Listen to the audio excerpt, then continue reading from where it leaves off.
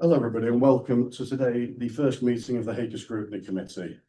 We have a long meeting ahead of us and a full agenda, so if we can get started straight away, there's a moment for introduction later. So the first thing to go through is agenda item 1, apologies please. Any apologies? Councillor Coward Councillor Carroll. and Councillor Collinson is substituting forward today. Thank you very much, Liz, thank you.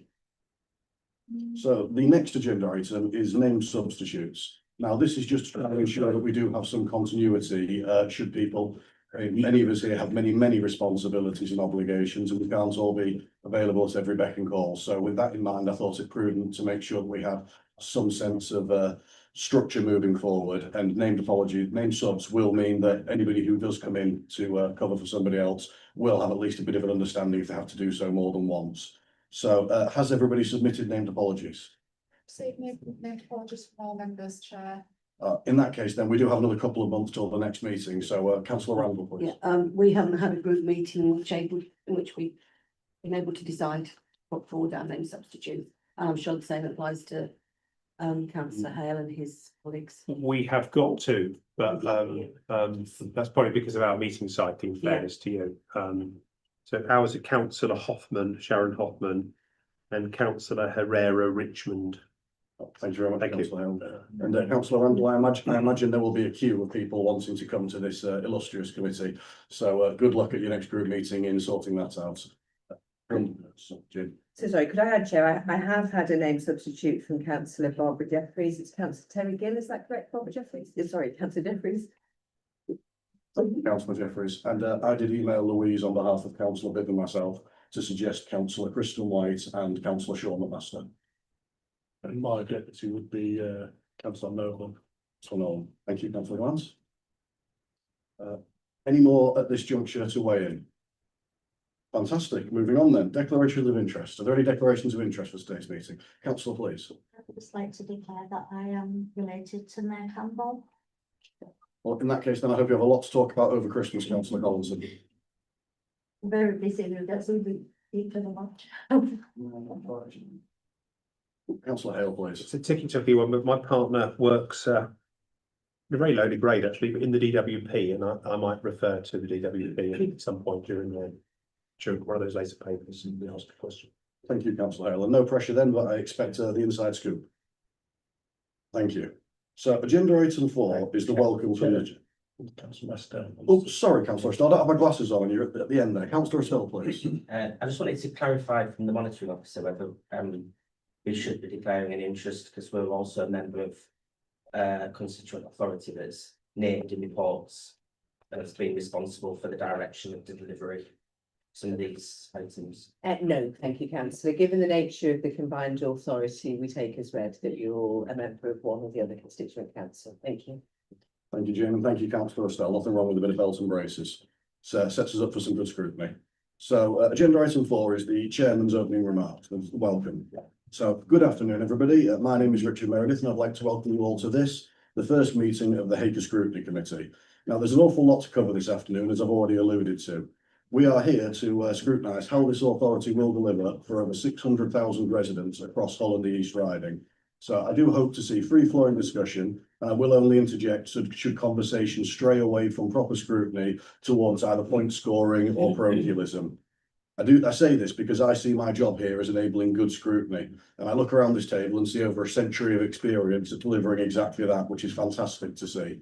So I hope that I can rely on all of you here to deliver good scrutiny, and I hope you can rely on me to empower this. Now, please do feel free to ask all the questions you would like to see raised, and anything that you believe may be pertinent to our residents. Please do commend that which is worthy of recognition, and please make recommendations so that we can help advise the board in coming to the best decisions on behalf of all of our communities. So for the benefit of those present, some of whom have not met before today, and of course there's people in the audience here, and there's those keen to witness the fruits of our labour on YouTube, could I quickly ask that we please go around the table just to introduce ourselves, starting on my left. Yeah, Conway Khan, Statutory Scrutiny Officer and Government. Councillor Steve Gillan, leader of the Labour Group on this riding. Councillor Darren Hale, leader of Labour Group on the whole City Council. Councillor Shartbury, Councillor Central Warhol. Councillor Jonathan Bearbeast Walls, Coastal Ward, East Riding Council, Conservative. Councillor Barbara Jeffries, East Riding Council in Walls. Louise Hawkins, Democratic Services Officer. Campbell, Mayor of Hull and East Yorkshire. Councillor Thomas Dunn, Liberal Democrat Ward Councillor from Euston Woodlands, and Devil. Councillor Alison Collins, Lib Dem councillor for Ward Hall. Councillor Christine Randall, councillor for West Car Ward in Hull under Liberal Democrat. Gary Waring, councillor for Orchard Park Ward in Hull, as an independent. Dennis Healy, leader of the Liberal Democrat group on East Riding Yorkshire Council and Council of St Mary's Ward in Beverley. Theresa Robinson, councillor for Derringham Ward in Hull, Lib Dem. Thank you very much. Thank you all. Now, there is one more piece of business I'd just like to go through and needs to be resolved before we move on to the agenda proper. Now, the Constitution does allow for 2 vice chairs of this committee, and it's not exactly very prescriptive on how they are appointed. And so I would recommend that we do resolve this now. I hope that's not going to Full distracting. I remember giving a speech once when everybody tested the emergency phones. That wasn't distracting at all. But no, so there are 2 Conservative councillors on the board, and there are also 2 Liberal Democrat councillors on the board. There are 2 committees for the HEYCA authority, specifically scrutiny and audits. There is a Conservative, me, chairing the scrutiny committee, and there is a Liberal Democrat chairing the audit committee. As a result, you would think that this pretty even split, which is also split evenly between Hull and East Riding councillors, would be quite democratic. But actually, no, because there is a bit of a glaring hole. We don't have any Labour councillors in any positions across this authority as yet. And as such, I think it's only right and proper that we do appoint Labour councillors to act as the vice chairs of this committee. We're actually lucky enough to have 2 Labour councillors in this room that are group leaders of the respective authorities of Hull and East Yorkshire. And so what I would propose, therefore, is that Councillor Steve Gallants and Councillor Darren Hale act as the vice chairs for this committee. Are there any objections or comments? Councillor Hale, please. I'm not able to do that. I'm very busy with other roles, but if Councillor Murray would be willing to, then that's fine. Thank you very much, Councillor Hale. I'd suggest my original comments still stand. Is everybody fine with that? Well, nobody's all jumped up at once, so if that's... Sorry, I'd just like to suggest an alternative that actually we have 1 Lib Dem and 1 Labour, because actually we're talking about the role of scrutiny. We're not talking about the balance of the authority as a whole, so I'm not sure about the logic of that.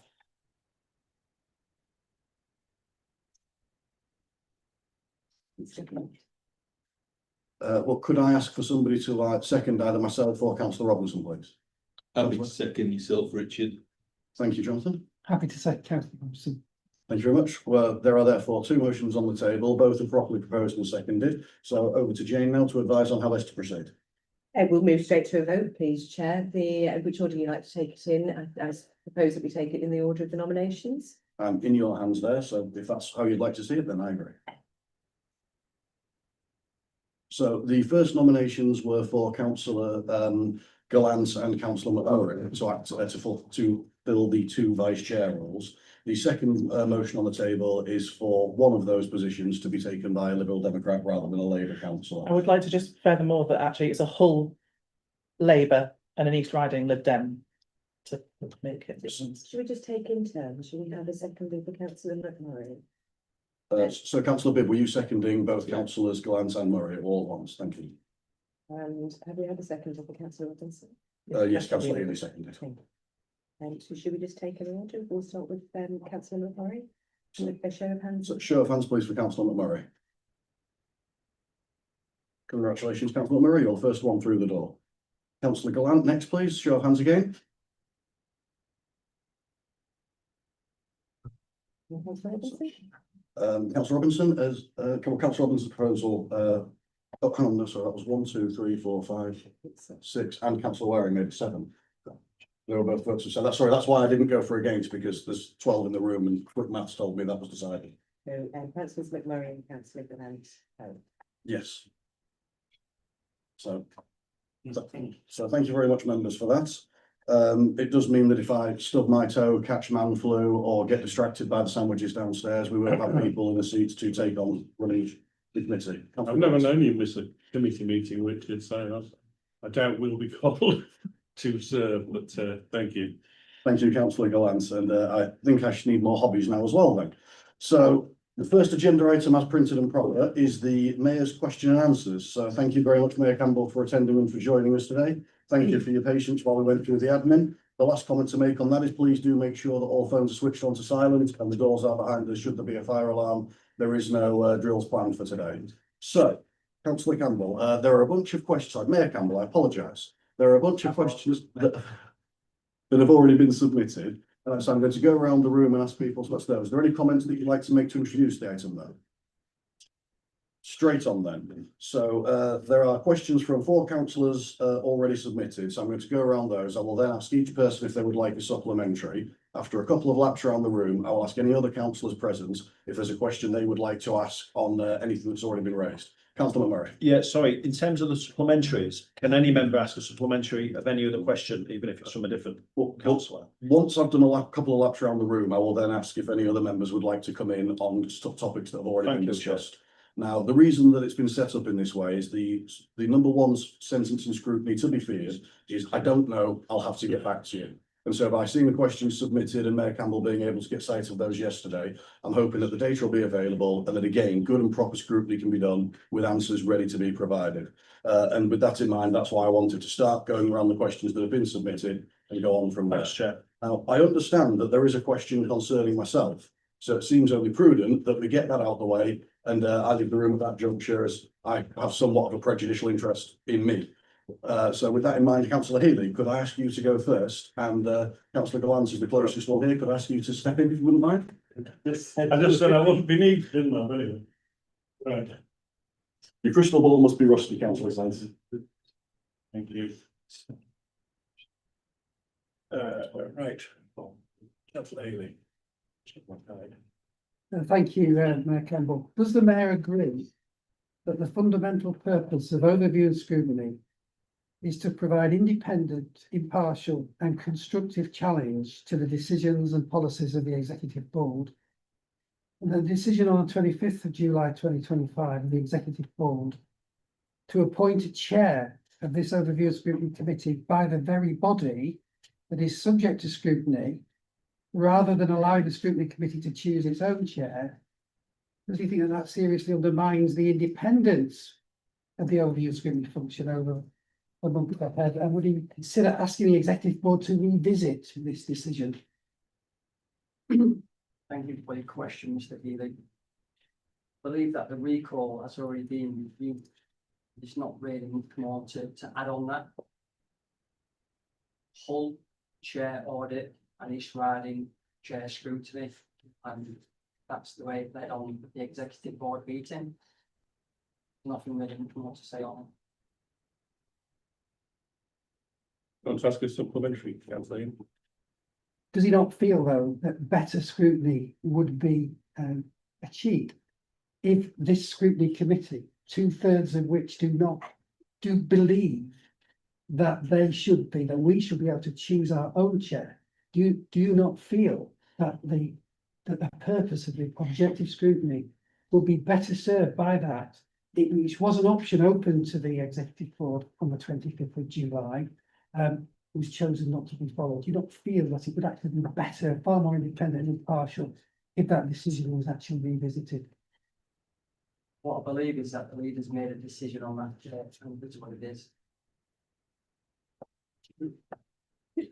So when it reads, would you mind asking the chair to step back in before I finish on that question? Yeah. Well, it's up and open to anyone. Sorry, Gary, wait till Richard comes back. Well, It's not the same question. It's a supplementary question. Go with it, yeah. Thank you for answering these questions. I think the point that the committee is trying to make to you and the executive members is that we would have liked, as a group, to have made the decision of who was chairing us and actually put the power down to actually the members of the committee. When you had the discussion at the executive, it went through very quickly. It was almost as if the decision had already been made before the meeting. It was one of the few times when actually there's been a vote at the board where it's been split in 2-2 and your casting vote. You had the opportunity then to put the power back down to this committee. We might have elected Richard. We might have done, I mean, nobody knows, you know, what the vote would have been. But it would have been the committee that made the decision, rather than you using your casting vote to do that. And what you've done is upset the members of the committee who wanted to have that decision made themselves. We've just elected our own vice chair, which you've just seen, which was amicably done. But there was a real opportunity for you to give the power to this committee. You didn't do that. And I just think what we're asking is that you just revisit that, because the case wasn't made at the executive. And we're trying to make that case to you now. We're not pushing for any one individual. We're just saying that we should have been allowed to have made that decision. No, I appreciate that, and obviously my intentions certainly isn't to upset anybody. My intentions is to try and make as many people happy as possible. That the week of the exec board, I had a sit down with Anne Hanley and Mike Ross, and I asked Mike Ross, who would you prefer to chair what? Mike Ross said he wasn't bothered, the same to Anne. Then on the executive board, when one went to Hull, one went to Ishmael, and it didn't look no further, that was that. But obviously my intentions certainly isn't to upset anyone. I mean, in terms of the constitution, the option was there for the board to appoint, and the board agreed that they were going to appoint these positions, the chair of audit and the chair of scrutiny. So, Yeah, from my understanding as well, our party wasn't really bothered who chaired what. That's what Bob said to me. so. Councillor Bidber's next now. Yeah, thank you, Chair. Really, you've just said what I was going to say. This is actually, this process has been done in line with the Constitution. And also, Councillor Healy claims that 2/3 of the board are actually in favour of the committee deciding. Well, I haven't actually been asked. That's correct, So, councillor. so, you know, I think, You're in the other third. well, yeah, I think it's a bit unfair to you, you know, without even getting my opinion. But thank you anyway. Councillor Hale, I'll come to you. I'm somewhat surprised that the chair withdrew. I don't think it has to withdraw. He might want you to chair this question, but it's a very odd thing that he's withdrawn, because I think I'd preferred he was here to hear what I'm about to say. Oh, brilliant. I left, it was brought back. It's my view that I have a lot of sympathy with what Councillor Waring said and what other people have said. But we are where we are now, I suppose. And what I'm sort of saying was, I suppose I'm asking you, Luke, whether in the future, whether we could look towards perhaps when we come to the next year, we could look at whether this body could be involved in the appointment of its chair, which is a right for the mayor. The mayor can delegate that down. I'm going to ask you to take that on, and I'm going to ask the chair actually whether he would ask, feedback that he thinks it might be useful, and to ask the executive in the future to involve the committee, because it obviously is much better if the chair of the meeting has the consent, has the authority of the meeting, right? Because then it looks like he or she is our person, has basically the support of their peers rather than is imposed upon them. So what I was sort of saying was, I think that I can't see. I think we are where we are, and the horse has sort of bolted, so to speak. But I would say, can we resolve to ask the mayor and that but when this comes up for election next year, for there to be some consideration for the scrutiny members choosing the chair. Councillor Clark, can I reply? Just sorry. Oh, sorry, Richard. Luke, did you want to? Yeah, I think that's Mr. Hill, I think that's a very valid point, and it's nothing set in stone, so we'll assess this in a year's time and we can go from there. But yeah, now I know everybody's thoughts on the matter, I'll certainly take it into consideration. Thanks, Luke. Councillor Estelle, then Councillor McMurray, and then I think we should move on from, otherwise we'll be here all day on one question. So, Agreed. Thank you, Chair. I'm just going to give you really simple points to that. Do you believe in independent scrutiny? Yes. So do you not think that the decision of the executive board to appoint the chair scrutiny commission flies in the face of the value that you just expressed? Thanks for your question, Mr. Russell. I think it's already been appointed. It's nothing else more to say on the matter. Chair's been appointed. It's not what I asked. We'll assess this following year. Mr. Mayor, that's not what I asked. I asked the decision of the executive board flies in the face of the value that you just expressed. you agree with. Let's move on to the next question. We've got one more contribution there. Yeah, thanks. I'll try and be really brief. I think it's quite illuminating that actually the mayor's expressed, he's reached out to leaders of the Lib Dems and the Conservatives in Hull and East Riding, assuming to sort of seek advice, seek guidance, seek counsel, and then what's the way it's been portrayed is that actually they've then gone off and done something else. It's almost like, I know Councillor Wary mentioned about doing the casting vote, but actually there's been some politicking going on around, behind that, it seems to me, at least anyway. So I think for me, I would like to see those other people here with Luke, for scrutiny meetings, because they're part of the decision, and it's not like me to be fair to reform councillor or mayors or anything. So sorry about that, but I just think that was really illuminating what Luke has said, and it seems like there's been the game playing in the background, and ultimately that is the reason why we're in this situation. Thank you. Thank you. I don't think we can expect the whole board to turn up for every meeting. It's the mayor who's here to answer, and he's doing so. So thanks for your time. I think we should move on to the next question, otherwise we will be here all day. Richard, so thank you.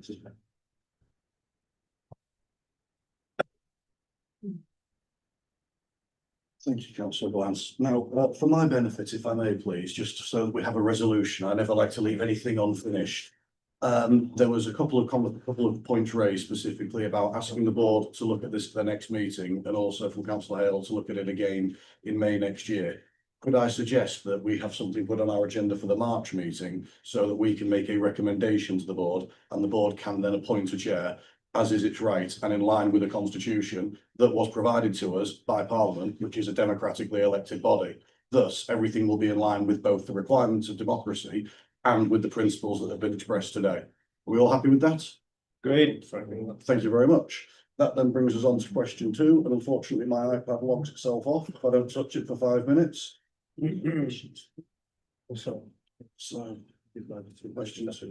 So if we can go around a little bit in a circle then, if I may take chair's prerogative, I do have a question myself actually. In fact, I've been generous and I've given myself 2. So the first one I'll ask is, could the mayor please provide detail on the methodology that was applied when determining how to allocate highways related funding across Hull and East Yorkshire? Yeah. Exciting. I think one in particular fund that you're talking about was already set aside before I even came into as mayor, where Hull received more funding than East Riding Council. I believe it was a one-off grant, and I think there's a lot of other cases where East Riding will get more than Hull in certain areas as well.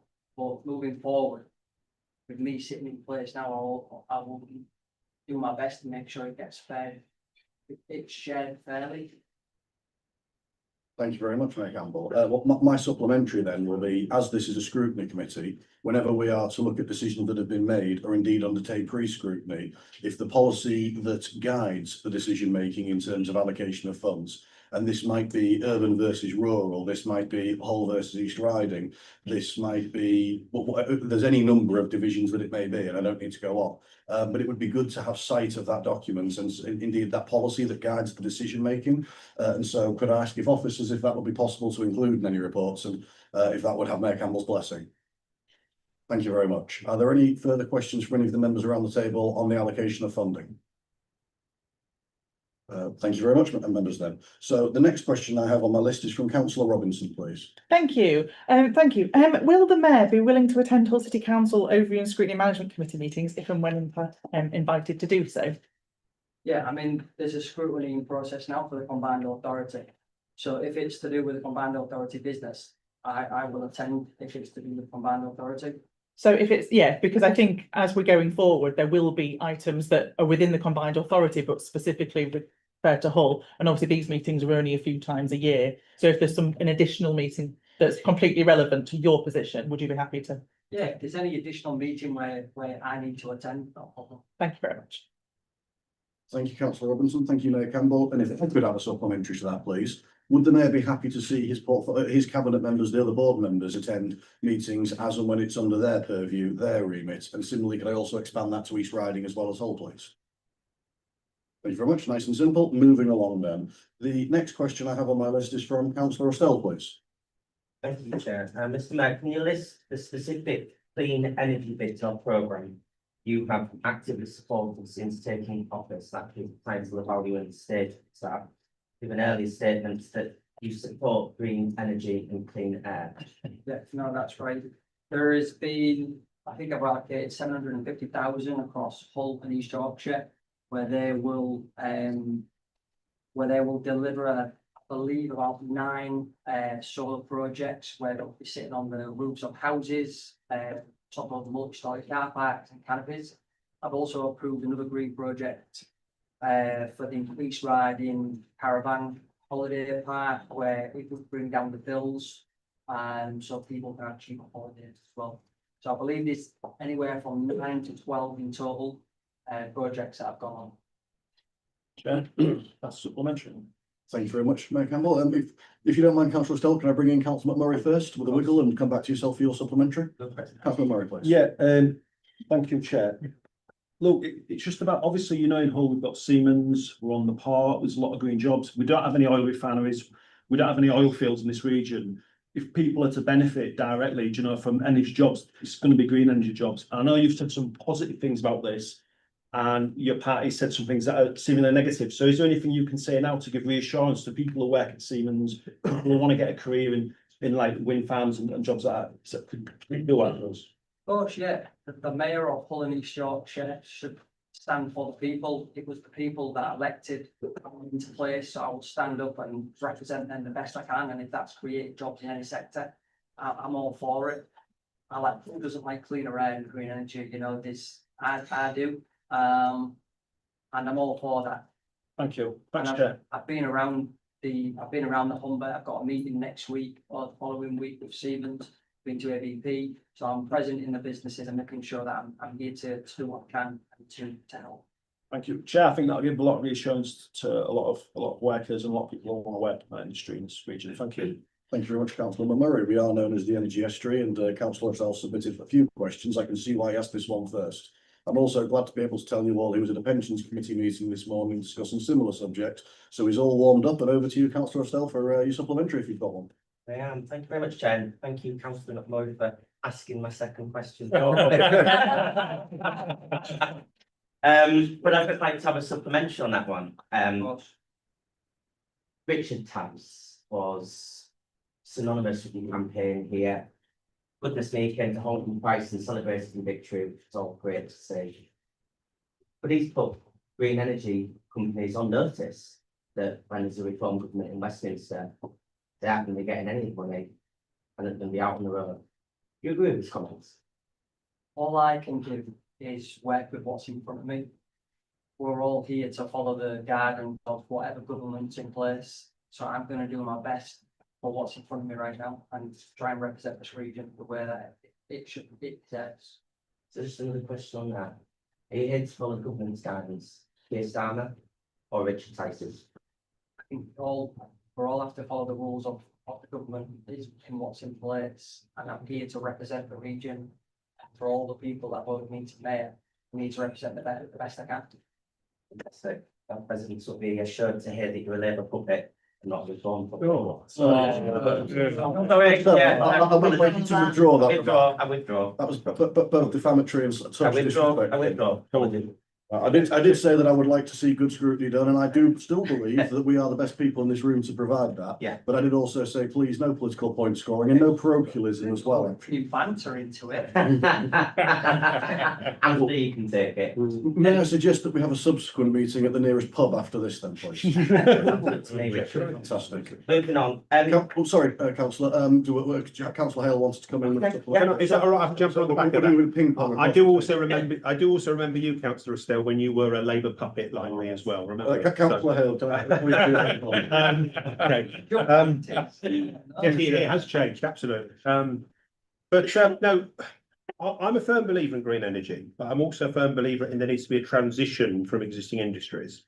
I'm particularly, and obviously there needs to be strategy for transitioning from petrochemical jobs, if you like, carbon jobs to green jobs.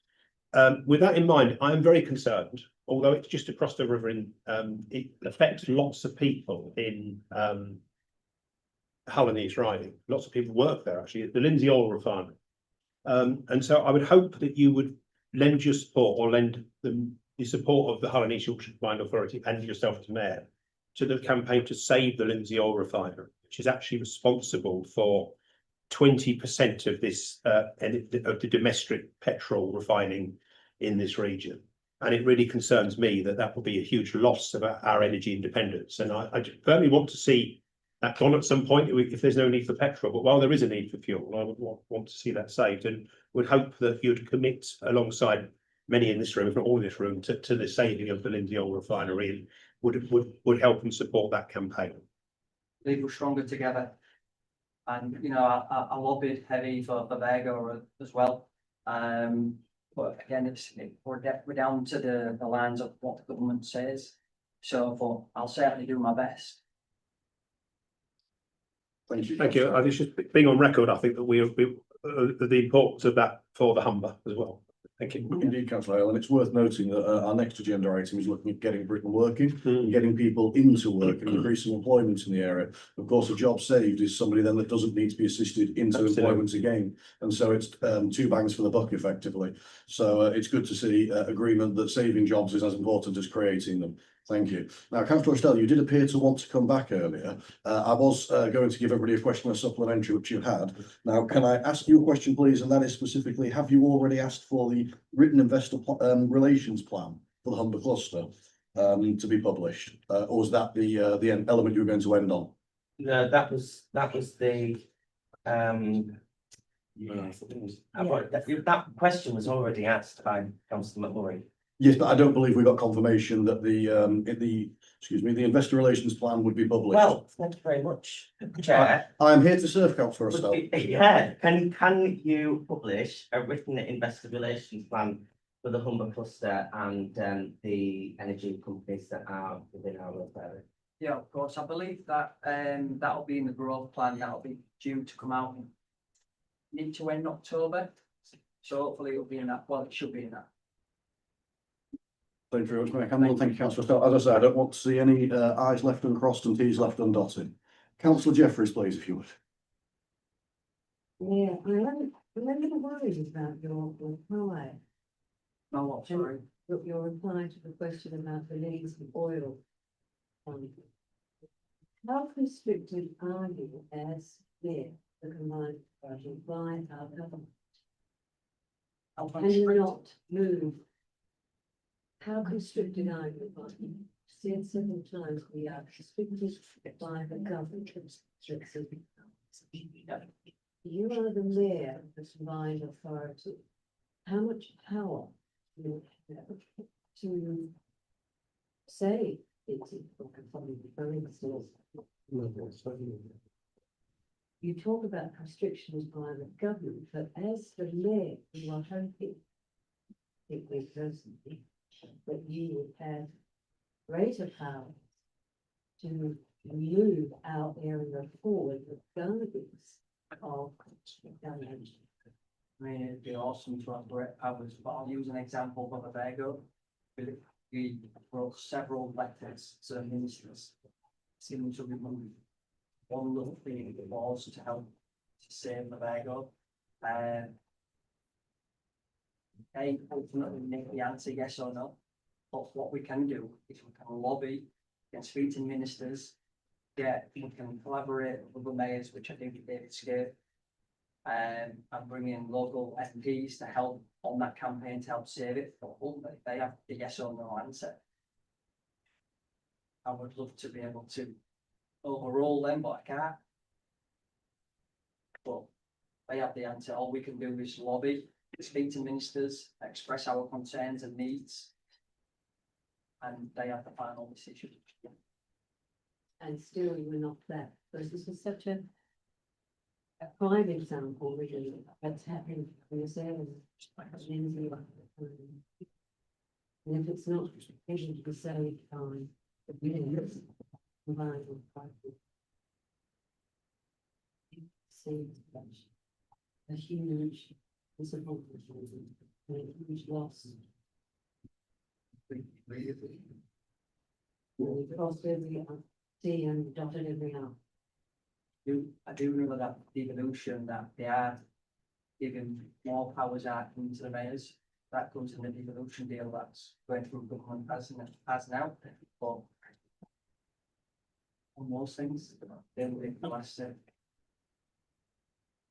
If I may be so bold, councillor Jeffreys, we as a scrutiny committee have the ability to make recommendations, but we also have the ability to make commendations. And it might be worth recording at this juncture that all the efforts that have been discussed to try and save Vivago fuels are something that this committee commends, and that we would like to offer our support should any such circumstances arise again in the future. Thank you very much, councillor Jeffreys. Thank you, Mayor Campbell. Now, I've gone through a lap of the four councillors to have submitted questions. Fortunately, they submitted more than one, so we can now go for round two. So, councillor Healy, you actually did submit one question, sorry, so I'll jump straight to myself. So my second question, Mayor Campbell, was, could the Mayor provide this committee, please, with detail on how we can contribute to seeing more health, wellbeing and leisure provision delivered in our communities? Specifically, can proactive work with councils and developers see a better and more high quality delivery achieved through greater engagement and economies of scale, and in line with your own previously stated priorities? Yeah, of course. Health is my portfolio, which I'm very excited about to get stuck into. I'm meeting on a monthly basis with the ICT board.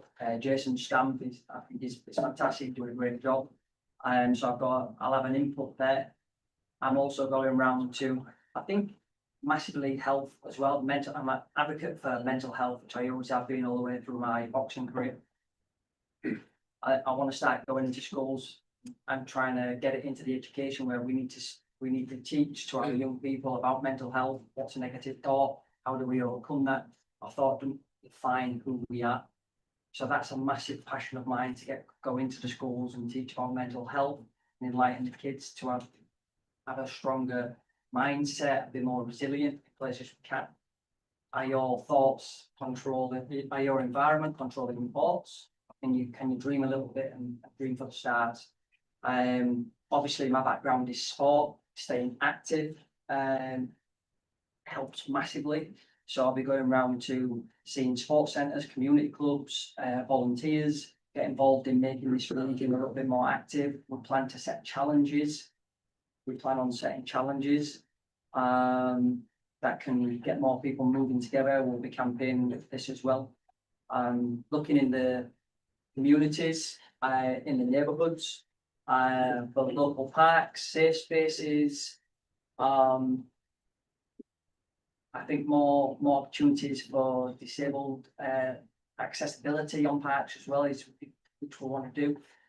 But yeah, there's a whole load of schemes in that. I haven't even had the opportunity yet to get stuck into the health portfolio, because trying to build a team and combine authority.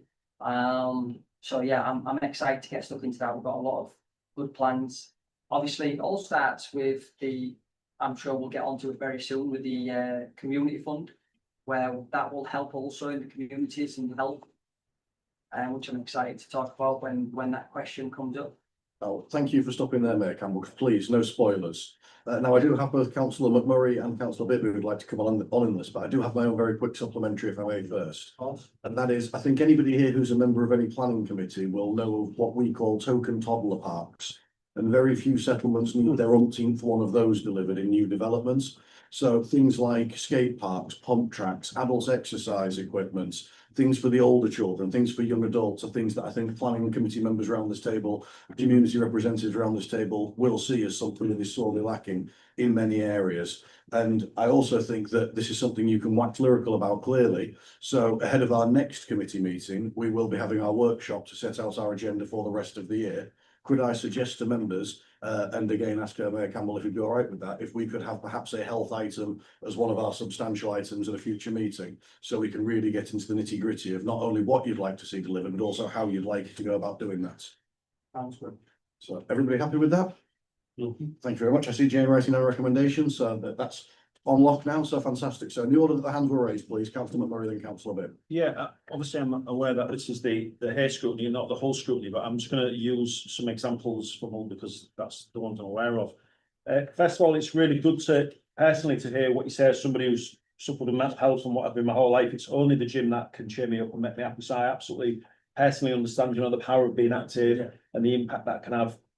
And scientifically, we know it's far better than talking therapies in its effectiveness. It's far better than medication in terms of its effectiveness. That for those who can exercise, there should be. Now in Hull, over the last few years, the council, we've invested a lot in like East Park, Pearson Park. We've got all these great parks, and then we have people still sat in the houses by themselves, isolated, who might not be able to afford to get a bus to go and do that.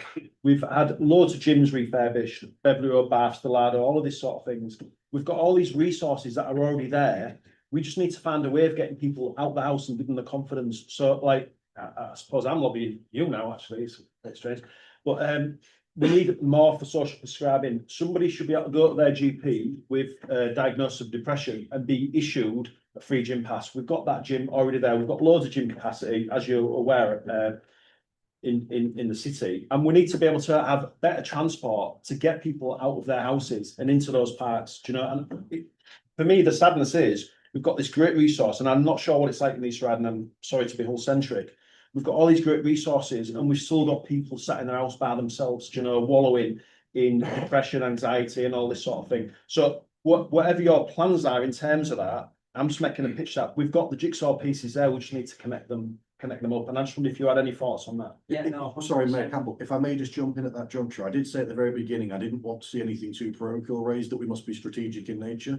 But Councillor McMurray's question is a very apt one, because of course in the East Riding you have 930 square miles, so accessibility is an impact because of distance as well. And so before you answered, Mayor Campbell, I wanted to jump in to say I didn't consider that parochial, what Councillor McMurray, because it is a very relevant question. And to allow you to answer fully, Mayor Campbell, I wanted to make sure that it was recognised that there is financial implication of transport availability, but also the geography of our area playing an impact too. Over to you, please.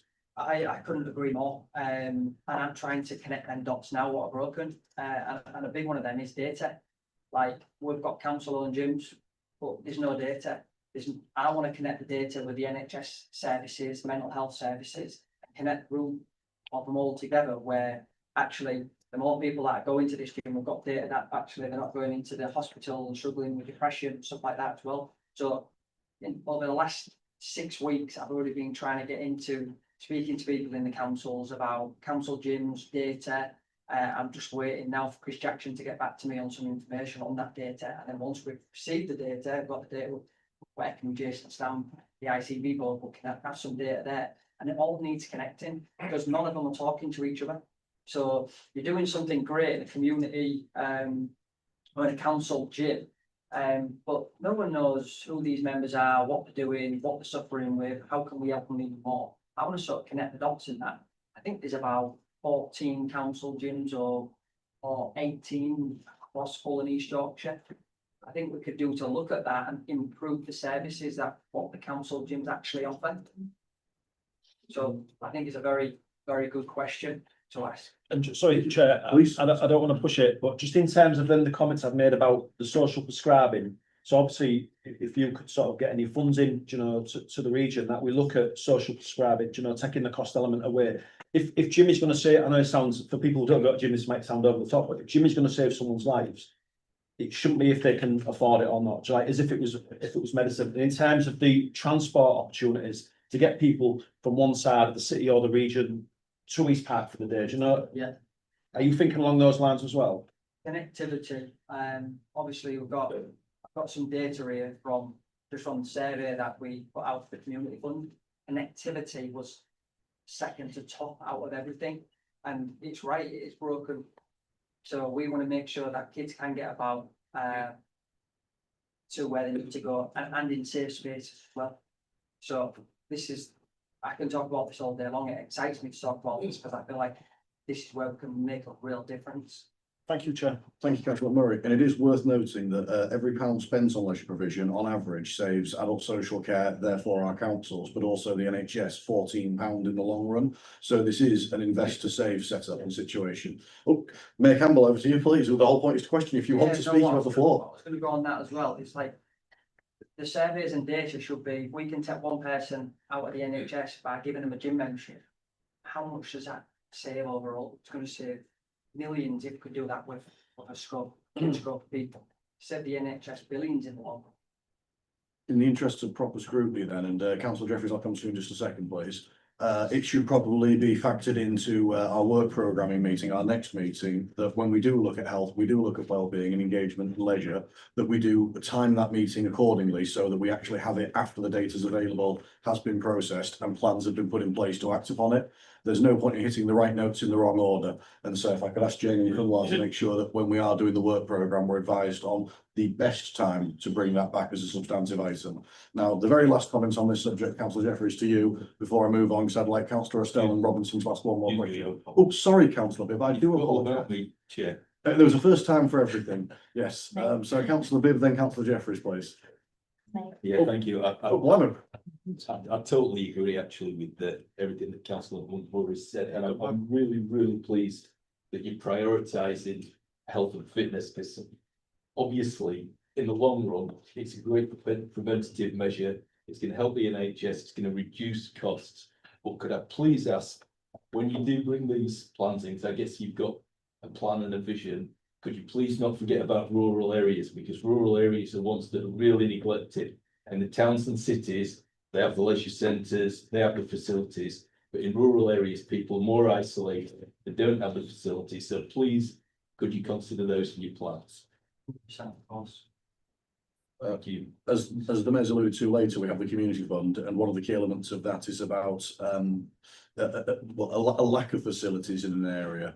And so ultimately, in this instance, we're talking about isolation as well as something that needs to be explored. So thank you, councillor Bibb. So sorry, councillor Collinson, please, then councillor Jeffries, and then I'll have the last two questions from councillor Robinson and Estelle. Thank you. All councillors on there really advocate for social prescribing. I've mentioned it in the school list. Would the mayor commit to putting some funding towards domestic abuse and the effects of mental health and wellbeing and isolation that brings? You said about going into schools. There's a lot of teenagers that are under coercive pressure as well. So bring forward the domestic abuse and homes that there is safe places and where they can get help. And then also for like victims with PTSD and things like that afterwards. Of course, I'm all for that. I want to make a difference in my term. I want to make a difference in health in all policies, as well as, you know, making this region a healthier, happier place is my priority. Again, it's a data thing because a lot of male victims don't come forward, so therefore the funding is put in place to protect male victims as well as. Yeah, I mean, female. kids to be present in schools and getting them at the right age where we can start teaching them to how the brain works, what's mental health, I actually don't like the word mental health because it feels like I'm labeling someone with a problem when really we're not. You know, everyone has intrusive thoughts. It's normal. It's how we deal with that. It's how we manage that, and it's how a thought doesn't define who I am. So it's a whole process of what we're going to do in school. Obviously, it's a blanket term to different elements of health that's neurological. Yeah. I'll say that. Thank you both. Could I ask you to decide for white ribbon as well, please? What's that? Sorry. White ribbon. Should we have a conversation at the end of it? Because I don't know what white ribbon is. Certainly. So before I sign to anything, I'll get a little bit of Yeah, that's all right. no problem. Also, Thank you, councillor Collinson, and that was an excellent example of why I like a supplementary question. We started off on wellbeing from an exercise and engagement point of view and accessibility, but we also went down, and again, it's good to see it's not a mental health conversation, it's positive. So in this case, it's improving wellbeing. And both East Riding and Hull City Council do have white ribbon champions, and so it would be good from my point of view as chair to see that engagement go across all the authorities in the area, and hopefully the two of you can have a conversation at the end, please. Thank you. Police and fire are also white ribbon champions as well, so it would be nice. Indeed. Thank you very much, councillor Randall. So we've done a lap and a half, so we'll try and finish the second lap before we move on to our next agenda item. So councillor Robinson, you had some more questions, please. Could I ask that you pick your favourites? And then we'll get rid of. Oh, apologies, sorry. I'm looking at the clock and trying to keep us on track, councillor Bibb. You're a gentleman, sir. Councillor Jeffries, thank you for your patience. Yeah. Yes, it's great. I agree with you, the term mental health. I always think it's so much more positive to say well-being, positive well-being, instead of the term mental health. But very recently, in fact, on the north, they were talking about the NHS has provided money to GPs to prescribe social passes to football games, to the theatre, to outdoor activities such as horse riding, that sort of thing. But people who are housebound, some of those people have no one to go with, so they're also prescribed. A person go with them, either afraid or social care. And the improvements have been boundless. But absolutely rapid. Just to get out of the house, but to be taking part in something in a group of other people, which is the thing that was mentioned, and to be outdoors as well. And yes, that's something that's perhaps something that we want to consider as well. Yeah, I think that's a great idea. Obviously they've got the date for it already seems that's way. It's really fantastic. Yeah, People need to socialise. it's called prescribing social passes. And that's what's happening to be so perhaps. I'll definitely have a look into that. Thank you for enlightening that to me. Thank you, councillor Jeffries. Thank you, Mayor Campbell. So councillor Evans, please, back to you. Thank you. So I wondered how you see yourself working regionally across alongside other northern mayors. For example, you pulled out of the White Rose Agreement. So I'm trying to combine Councillor Estelle's and my questions on the same thing to be kind. I know I'm nice, aren't I? So if you're not signed up to the White Rose Agreement, how do you intend to work regionally on items like visitor economy? And what's the quantified opportunity cost in terms of lost job bids, lobbying, etc.? Yeah, well, the White Rose Agreement isn't legal statutory, so we've lost nothing. I work across all the mayors collaboratively. I'm working with David Scaife on rural communities and transport. Lost nothing by not going into the White Rose Agreement. So why did you choose not to Transport for the North? I'm a part of Great North with all the Northern mayors. I'm still working with each and every one of them collaboratively, separate on separate things. So what part of the White Rose Agreement did you disagree with that made you pull out of it? So when I was campaigning, I campaigned against the two words net zero because it's costing everybody a fortune. I've never said I'm not against green energy or cleaner air because I'm all for that, but net zero and their statistics is driving everyone's bills sky high, and I'm against it, and I campaigned against that. And it was the people that voted me in by a landslide to win. So I'm continuing to represent the people that voted me in. So how do you intend to work regionally on items like the visitor economy? Well, the visitor economy is a great thing to do. It's not to do with them two words. I sat last week with Chris Blackson, who chairs tourism, and we was coming up with some fantastic ideas of what we can do to create more tourism in. I believe it brings in just short of £1 billion in tourism so far, and it creates about 14,000 jobs in that sector. We have rural communities, beaches, and a city centre where we need to maximise what we've got in Hull and East Yorkshire. So I think Chris there is doing a fantastic job, and I'm constantly speaking to him. And I've also reached out to my contacts in the sporting world to see if we can bring other events to the city, i.e. snooker, darts. I had a great phone call with Eddie Hearn only a few weeks ago to see if we can make some exciting events happen in this region. So you don't think that not being part of the White Rose Agreement or pulling out of it would have damaged the relationship or potential working relationship with the other Northern mayors in any way? Not at all. I speak to them on a regular basis. Thank you. Thank you, councillor Robinson. That question has sparked a flow of supplementaries. So in this order, please, councillors Estelle, Hale, McMurray and Randall. Thank you, Chair. And Mr. Mayor, do you believe in Northern Powerhouse Rail? If they give us something good. You do? If they give us something good. Are they giving us something good now? Possibly. I am on the I am lobbying for electrification rail for Hull to Selby, which will open a huge amount of opportunity for public transport, faster times.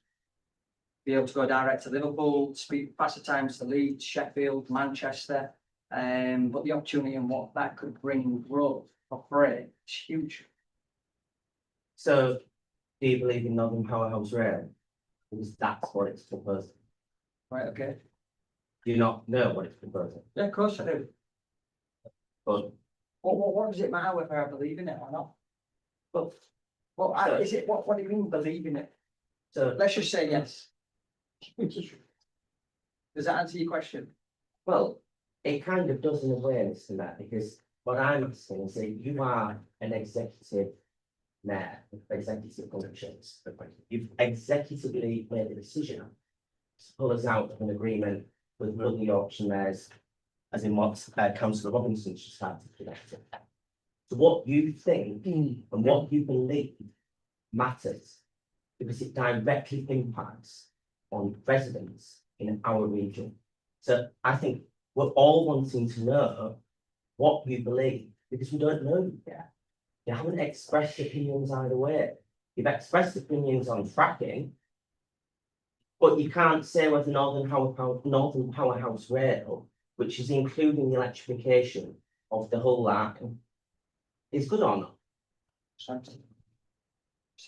Could I jump in there then? Because the very point of this is the get to know the mayor meeting, isn't it? Exactly. We've all gone around around the table multiple times now. I'm starting to get dizzy, and there are a few more questions to come. So could I now then please ask Councillor Hales to ask the next question as we get to know more? It's on that, actually, that very issue, because I actually used to be the representative on Transport for the North, and often spoke for Hallam East Riding on the very issue of rail electrification. And make no bones about it, we were in the plan to be done, and then between it being published and then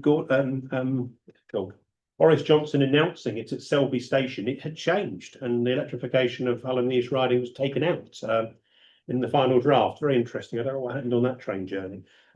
What I would ask, therefore, is that I don't see electrification about net zero. It's about pinning of the track, and it's about speed and improvements as well as electrification, because it means that the journey times, as you just intimated, would be a lot quicker between Hull and Manchester, and Hull and Liverpool, which also isn't electrified either. Between Liverpool and Manchester isn't electrified either.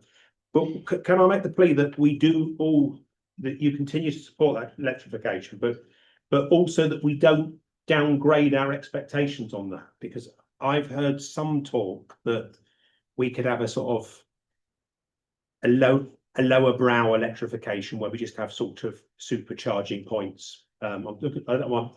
He's the train driver. I should be looking at him when I'm talking to you, because that still limits. That would still need a lot of new rolling stock. So if there's a plea, it's that we do push, and we should be pushing this government, because you know, it might be my government, but we should be pushing them, because that's the minimum ask, is electrification, because it's the easiest, cheapest electrification in the country. It doesn't involve going through any tunnels.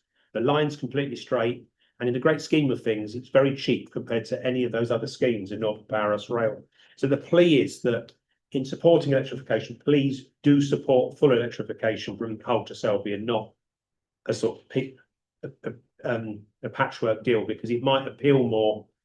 On one level, it is more appealing if we might get in, but on another level, it would mean a whole upgrade of rolling stock, which means that it might not actually be all that it's cracked up to be.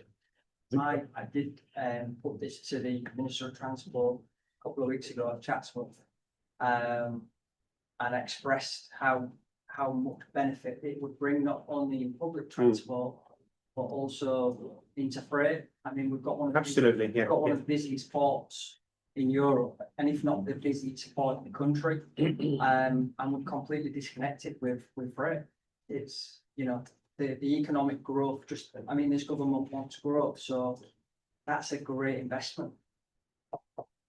If I may add to that, please. Sorry, Please do I compromise. have been working with ABP to try and get statistics on numbers on what potential growth this could be, because, you know, instead of me telling them, I actually want to show them the numbers and facts that what it could do. Cool.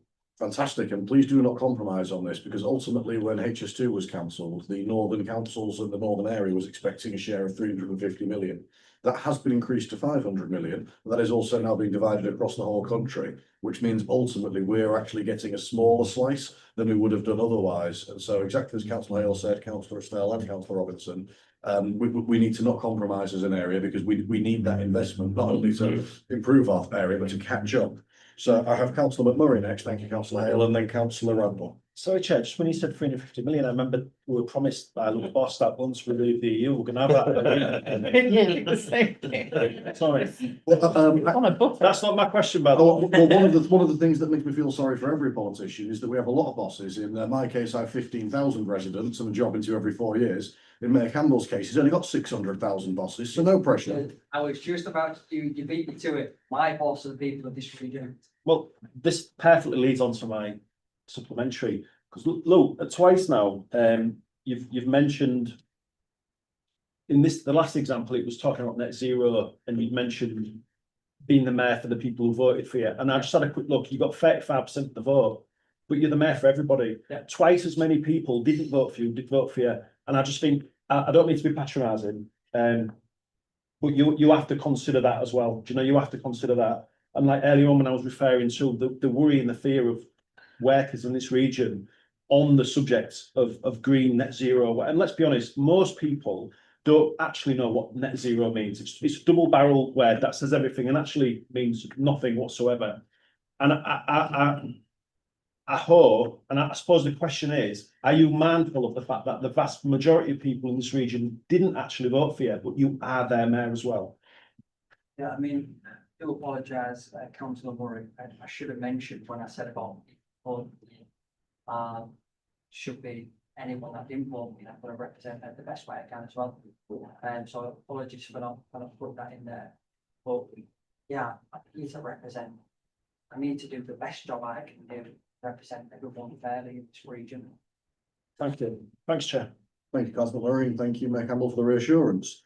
So the next question, and probably the last question, we do have a timing that I did promise everybody in the pre-meeting I'd try to keep to, but I had no intentions of enforcing with any vigour.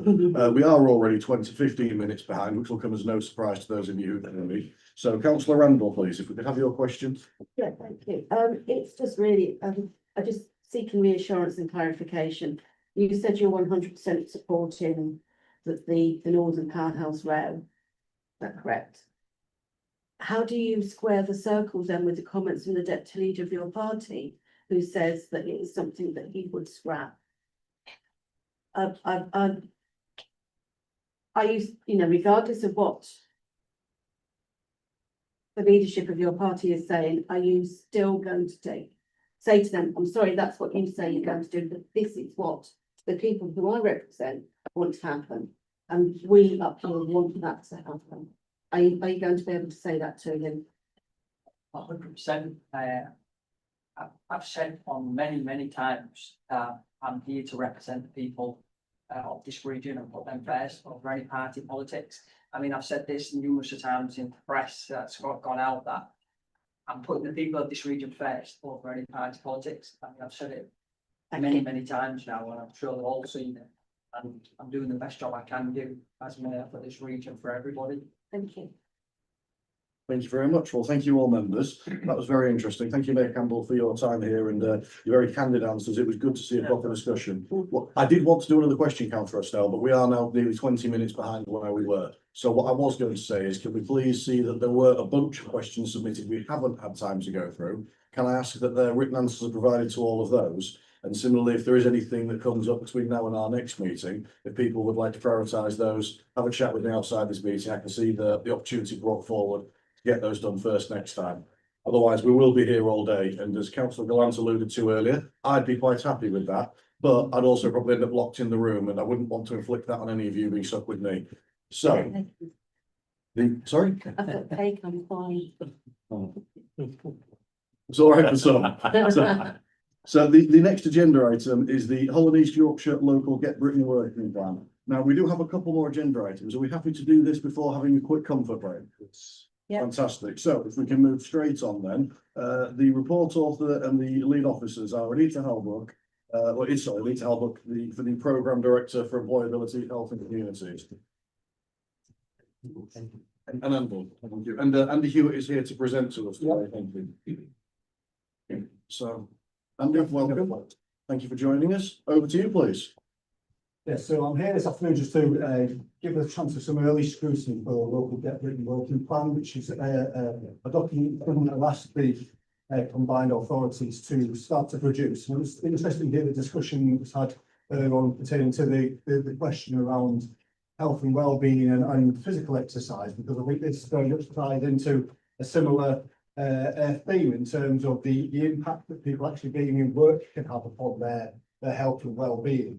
And I think that's the driver behind a lot of the government's thinking on this, in terms of actually, if you're in employment, then that has a massively beneficial impact on your physical and your mental health. So the local Get Britain Working Plan is central to the government's ambition for a thriving labour market, and a labour market where everybody has the opportunity to work and has the opportunity to get on with work. There's some key metrics which the government laid down, which they want to see all areas reaching, which is around an ambition of 80% employment rate. Currently within this region, we are 74.4% of our employment rate, so there's some work to do there. There's also a clear aspiration in terms of people having an opportunity to increase their earnings through travelling through employment route as they go on. So the local Get Britain Working Plan for Whole East Yorkshire will identify local labour market challenges, support local strategies and plans, including the local growth plans, local strategic improvement plans and other health and work strategies. It will support integration with the Job Centre Plus and the Careers Service as Job Centre Plus moves towards that careers role which the government has given it. It will support local government partners, new stakeholders, and also partners with the NHS and DWP to ensure that people have the opportunity and are able to access work. And finally, it will develop a whole system approach to tackling the supply side issues within the local labour market. So this document, as outlined in the report, is in its early stages of production. Again, what we wanted to do here at the Scrutiny Committee today was just to give people an opportunity in terms of our plan for a plan, if you like, in terms of our early thinking for this document, to understand what issues or anything you think that this report should be picking up, whilst also laying out our initial thinking in terms of what we feel should be included in this document. And in the report, I have outlined the 3 pillars which we think are going to be key for the delivery of this document. First one is evidence-based and the concept model, so understanding what are the key issues within the local whole East Yorkshire labour market. What information have we got to be able to kind of be confident that we're making good decisions in terms of that, and that will then hopefully provide us with the key issues that this strategy needs to address. The second pillar, which is around understanding what delivery is there at this point in time. So obviously there's already a lot of good work being undertaken by local authorities and other partners in terms of delivering employability activity across the patch. What does that look like? What are the risks of that? I think there's a key risk in terms of UK SPF funding, which has been used to fund a number of those employability schemes, which continue to beyond the end of this financial year, which we'll look to pick up within this document, quantify, and to be able to make some cases in terms of how we can go about ensuring that good quality employability support remains under that programme. The final pillar takes those first 2 pillars and really starts to lay out what a future framework for delivery of employability activity would look like within the whole East Yorkshire area under the auspices of combined authority. So there's some activity already being promoted by government via combined authority and local authority partners, which could help with this. So the adult skills budget would be one of those, and then also the Connect to Work programme as well.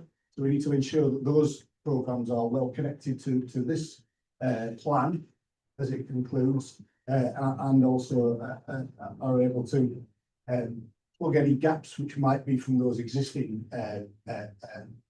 programmes which have been mandated for the government. So in terms of the governance of the local Get Britain Working Plan, there's an expectation that a working board will be set up to drive this document forward, which we're looking to do. Obviously, that needs to be in lockstep with the wider government's decisions around the combined authority, And we're working very closely with colleagues who are developing that at the moment to ensure we've got that well represented. So we're not able to give you the indicative, give you the final governance structure, but what we can tell you is who's likely to be involved within that delivery working board. So we've got in there DWP Job Centre Plus, the ICB, public health leads from both local authorities, the VCSE sector, who are a very important delivery body from the point of view of employability work. We need a representative from local business, local skills provision, and also HEYCA itself. So those are the people who are likely to be involved in that. We've already started engaging with those people. We're bringing them along on the journey in terms of the work we've done thus far and what we'll do beyond this stage towards completion of this document. And that's what we'll do. So the next steps. So as outlined within the paper, DWP have given us till the end of October to complete this document. We have been in discussion with them because that time frame was set down for existing combined authorities and areas, local authorities who aren't going to be in a combined authority. So those guys have been able to get on with this since April. Obviously, ourselves and Lincolnshire are in quite a different position in terms of we're starting to get our combined authority up and running, and all the challenges that provides at the same time as producing this document. So DWP are relatively relaxed about the kind of concerns that we've got, and they're happy to work with us in terms of making sure that we've got a document which meets their needs, but also is cognizant of the fact that a lot of the strategic work, which we're going to have to reflect on that, has not actually been completed itself in terms of the local growth plan is not completed until the end of the financial year, and then also the working skills plan, which will inform this as well. It's still very early stages of production. So the route around this that we've been doing with DWP is all around the first edition, which will lay down what the key issues are, what the current landscape of delivery looks like currently, and some indicative outline priorities. And then a second edition, which will come at the end of the financial year, which will be able to reflect all of that other strategic work which has been going on. So some of the discussions that we're having earlier on about specific sectors and where the opportunities for getting people into work within those specific sectors, which have got high growth potential are, and also some issues around how we connect this to the complex skills landscape as well, because that's another element we need to kind of think about how we can streamline that so that people who are out of jobs can see where the opportunities are and get there quickly, and also can understand what skills they need and how they access those skills support, which they're going to need to be able to kind of access those jobs.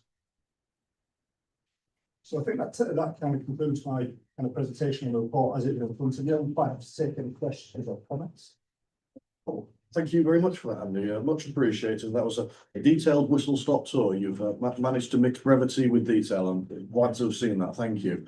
So with that in mind, we can move on to the questions now. Councillor Hale, Councillor Healy, Councillor Ostell, Waring and Collinson have all put their hands up in that order. So Councillor Hale, over to you, please. Thanks, and I'll preface what I'm about to say by saying that, I did look after, run children's homes and looked after children for years. So I know how difficult it can be to get particular cohorts of young people into work and adults into work.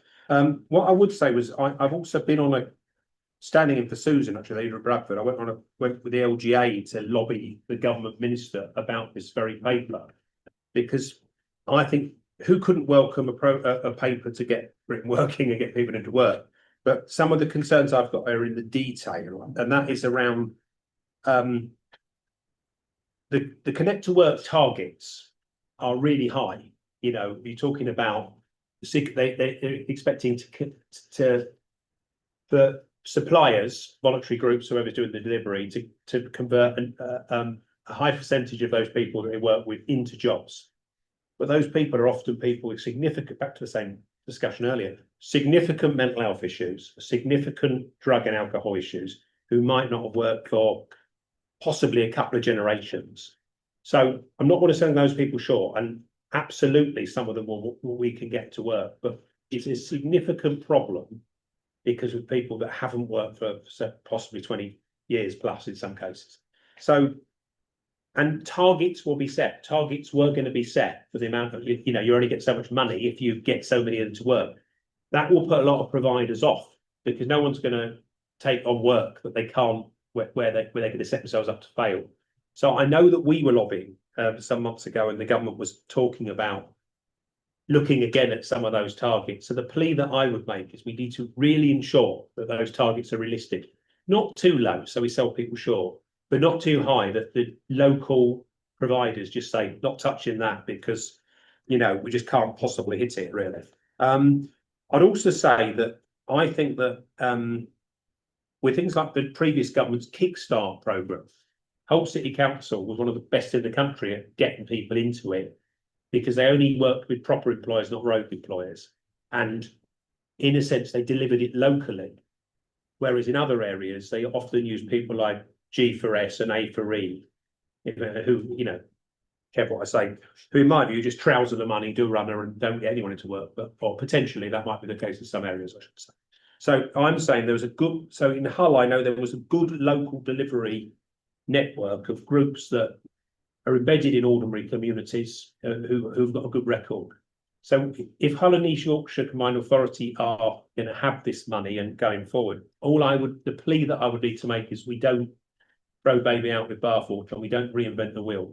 And we need to use those trusted groups. I suppose I should say at this point, as a ward councillor, I'm trustee of the Goodwin Development Trust, and they may or may not be one of those Gloret partners. And I know Seb at Vulcan, who's a friend of mine, was also delivering some work on really well and with really hard to reach kids. So all I'm saying is, please can we take advantage of those existing partners that are there, but can we also make sure that we lobby government to make sure that those targets are realistic enough that those groups don't say, no way am I touching that because it's unachievable, because then we'll be worse off than we are now. But yeah, absolutely.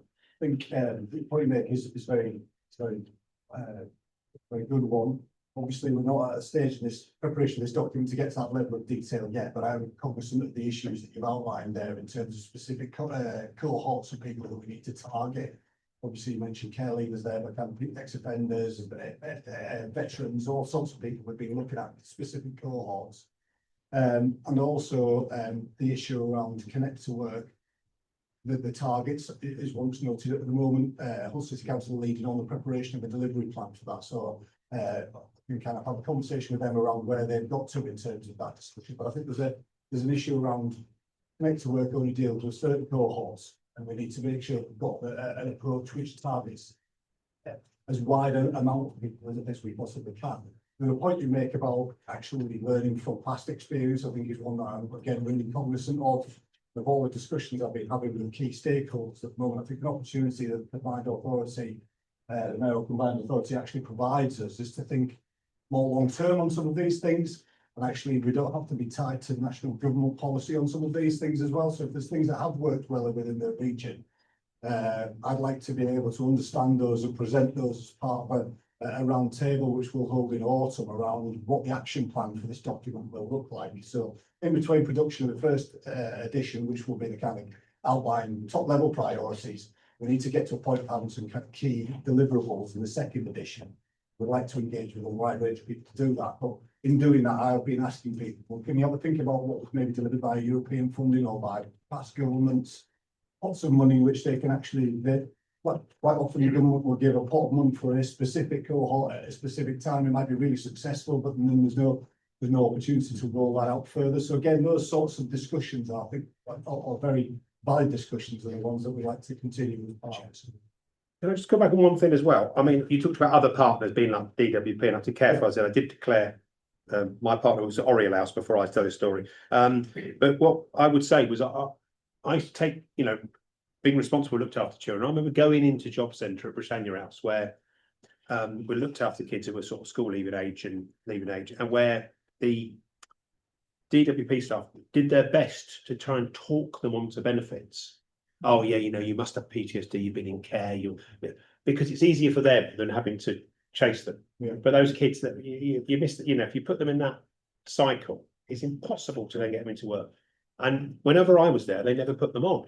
But sometimes if you didn't go with them, they would talk them in, and it's part of, and excluding and selling people down the river. So I mean, I know that looking at foster care here as well, but I mean, the plea is that we don't, you know, that those partners also remember their responsibility to our young people. It's never supposed to be easy, but they need to be part of the solution, not the problem as well. there's a health element to that. Yeah. In terms of GPs, the scientific work, but maybe we could do work with support. I think there's a bit of that we need to think about through this process as well, which is why the inclusion of the ICB and our health partners in this plan is really to be avoided. I think there's opportunities to do that. Thank you. Well, thank you, councillor Hale. Thank you, Andy. Can I just say at this juncture, it's probably the right time to state, anybody who does want to see a recommendation adopted at the end of this, I always like something tangible. We're here to debate, we're here to discuss, but we're also here to see something agreed. Well, I would just give early notice that I would want some resolution to include the need to lobby government for realistic delivery targets, so that in a sense we are not, we're not discouraging potential providers from working with these groups. So Could I ask yourself, councillor Hale, and indeed everybody here, to work on their phrasing of exactly how they would like to see any recommendations they desire at the end, and I will go around the table. quite happy, Andy, if you work with us on that. No, I'm just mindful that obviously, Hull City Council have currently got a delivery plan that's been assessed by government at the moment. What I wouldn't want to do is to get in between them having a. You might find we put that in ours already, haven't we, Christine, I think? Well, Yeah. possibly comment, but. Yeah. Okay, so We raised those that's issues. the point I was making, I'm quite happy to say. The other thing as well is that we can get sort of bogged down, the devil is in the details, but we can end up dredging through them. And so the other side of that coin is exactly as Andy's just highlighted, actually, that we will need to take advice and guidance from officers. What we don't want to see is either contradictory recommendations to work that's underway, or indeed duplication of it.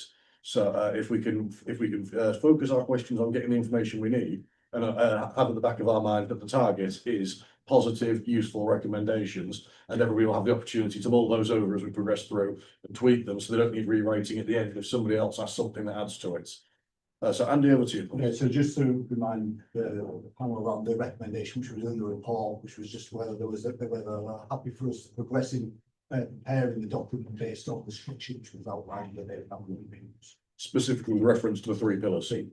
Thank you very much. Another thing that I'm a fan of as chair is the wiggle. And if we go back to our conversation earlier, it's all about keeping the train on the tracks. It's quite difficult for officers to answer questions when you're jumping around. So if anybody does ask a question and it sparks something in another, please do give me one of these and I will know that you would like to continue on down this subject. So councillor Robinson has already exercised this privilege, and councillor Randall will be following soon. So Can you show me the sign again, Chair? You guys like this? one of these, councillor. I went a bit larger. And thank you. Please gesticulate as wildly as you would like. It's nice to keep on a focus. Yeah, it was councillor Hale as often just spared a thought with me and about the targets in terms of making it difficult for ourselves later on with children in care, like being and actually I think we make it even harder, and I don't know how we can include this in this, but I'm sure you've got a better idea. But at the moment, every time a child in care turns 18, they automatically get on universal credit and housing benefit. So actually we make it really, really hard for ourselves by gifting them universal credit while they're still in college, even on their 18th. So a child who turned 18 in September has got a full year of being on universal credit and getting used to that volume of money before, and a benefit system before they even hit the workplace. So how can we use something like this to get government to really, or to rethink not disadvantaging our children in care, but really thinking about how we are being a bit smarter about how we use a benefit system, whilst encouraging that actually our objective for you is to get into the workplace, not to remain on this system we've popped you on. Good luck with that, thanks. Is there anything you wanted to state on that, Andy? No, I think we're not at a point of detail to be able to address that directly, but I'll take a note of that, so we get to a very important point. Thank you. Thank you, councillor Robinson, and making work, people earning that income, whether it's through apprenticeships, through training, through skills enhancements. But again, actually earning money is surely more rewarding than being gifted it. If it was easy, everybody would be doing it. So councillor Jeffries, I'll pop you on the list, or is it a wiggle? On the list. On the list, thank you. In that case, then councillor Randall, I believe you wanted to wiggle. It was a wiggle, yes. I mean, you mentioned within what you've just said in response to councillor Hale's comments about the Connect to Work schemes that are already being worked up. So my question to you really is, have you actually already connected with the lead officer in Hull who is delivering that? To be able, so we're not recreating the wheel again, because the wheel's there. It's about how we, as a combined authority, can add extra spokes to the wheel to make it better. Yeah, absolutely. I think the Connect to Work's an interesting one. It's the year that it's ended up being paid by all city councils work at timing, because it's because combined authority wasn't in place. PWP been very clear in terms of they'd expect Connect to work to people across the combined authorities in the future. Yeah. So again, we've been having detailed conversations, both with Forces Council and East Riding of Yorkshire Council, because obviously they've got a delivery requirements part of the Connect to Work scheme as well, around how we can reflect their aspirations and their needs within the document, the kind of strategic document, which I think something. Thank you, that was my question. That was your question for later as well. Perfect. Well, thank you for bringing that at that juncture. And it seems to me that of the 4 points in the third pillar, the future systems design and the implementation framework are the 2 of the key ones we're touching on here. So thank you, members. Councillor Estelle, you were next, please. Thank you, Chair. And I just want to put this question to Campbell on this one. In the report, it states that we've got prerequisite, one of the pillars, there's 3 pillars. And there's a health as a prerequisite for optimising the local workforce potential. It's great that health is running thing and all applications of that. But if it's a prerequisite of health for optimising local workforce potential, you told the press you support fracking here if it can create jobs. It was evidence that's published in state country, but I'll just finish my question at the time. And if you do, will you publish an evidence framework of jobs, seismic risk, water, planning, insure review, if you'd require before supporting any local lines? Because you've also stated that you want to put the people of the region at the heart of decision making. Well, the people in the region have already expressed their view really clearly with regards to fracking. They don't want to. If I may, Councillor, I think you've stretched the agenda a little bit. It's about jobs. A little bit more than Because slightly he said that beyond the jobs. It's about jobs. He said he wouldn't support it if it creates jobs. I would like Mayor Campbell to provide an answer. I would also like Andy to provide an answer. I would also stress at this juncture, though, that from a politician's point of view, from a representative's point of view, we're here to oversee policy and indeed the implementation of it, but it is officers who are the professionals with the qualifications who are employed to oversee the delivery of it. And there were elements to your question about would this be published? And I would suggest that at least half of it goes towards officers. So actually, Mayor Campbell, if you have any comments you would like to make, please feel free to jump in. And Andy, if you could also pick up on some of the other points as well. Ultimately, specialisation and division of labour will get the most complete response. So Mayor Campbell, to you, please. Councillor Aston, thank you for your question, and it's a strong question, valid question. Reading what went on in the Telegraph, what I said was I support people in getting good value jobs. Fracking is something we need to look at to see if it's a safety aspect or not. We need to assess if it's safe or not. I didn't run with that headline. The ran with the other one to get the headline. You know how the press works. But I certainly didn't say, yes, I support fracking. I said I support creating jobs for local people in our region. There is a safety aspect here to concern. But I have to look at that, if it's safe to do or not safe to do. And that's as simple as it was. So I hope I answered your question then. Thank you for answering the question and for clarifying your comments. This is what this committee is here to help you do as well. So it wasn't a leading question. Thank you. Very nice. It's off. We're also here because we do have a lot of experience ourselves at East Riding. I've chaired the Environment and Regeneration Committee for a number of years now. And one of the key concerns that's been voiced previously on the subject of fracking is the impact on our aquifer. Made a good headline though, didn't it? And so ultimately, we have to make sure that we get our information out there. By hook or by crook, apparently, is one of the methods used.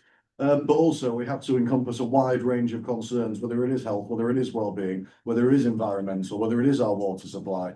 And so again, it's good to see. And thank you, Mayor Campbell, for taking the time to answer that. I wouldn't have objected if you decided that was slightly outside the remit of our scope. So it's good of you to do so. This is what it's about. You know, it's something I was in the press saying that I said it, so it needs addressing. And it's setting a very good tone for the meeting and indeed for the value of the scrutiny that's being undertaken. And with that in mind, Andy, is there anything you'd like to contribute to this discussion? Just really to kind of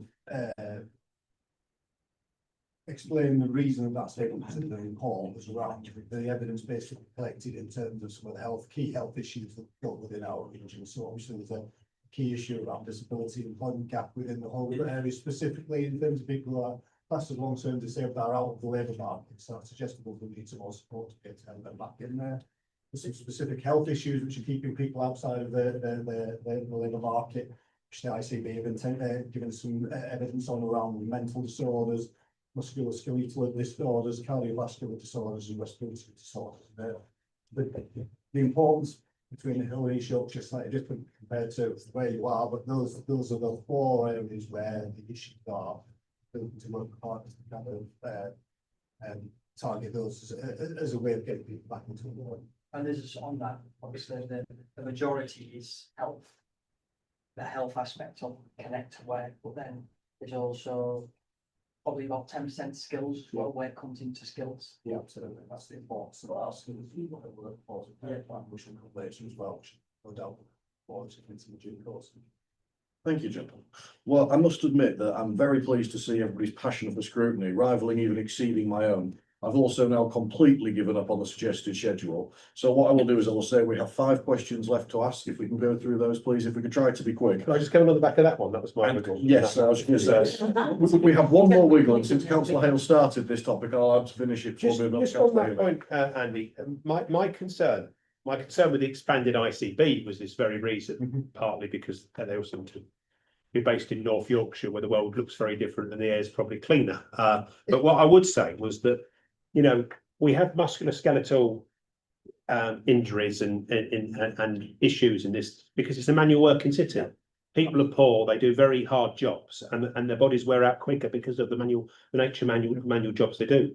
And that's different in a sense from the connect to work. Shouldn't be about forcing people with major medical ailments into work. It's about where in a sense, because they've been sent down a different track, they can be.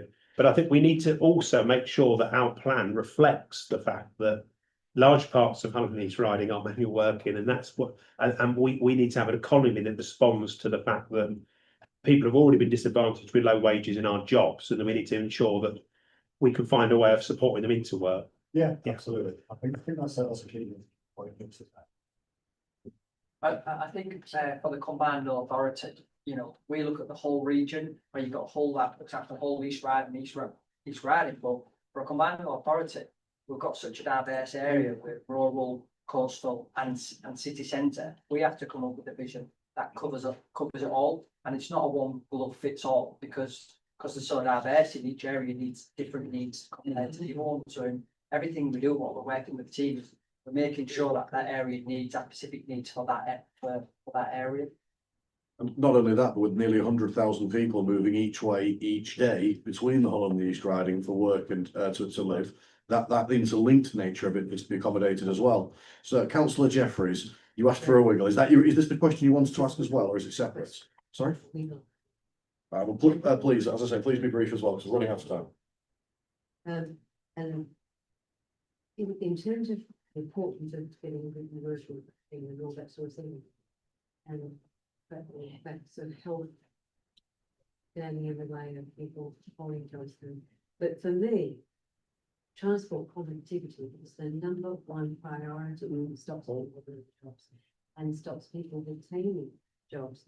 Now, I'm just rather conscious that it's, you know, in the pillars, fabulous as they are, it's not mentioned.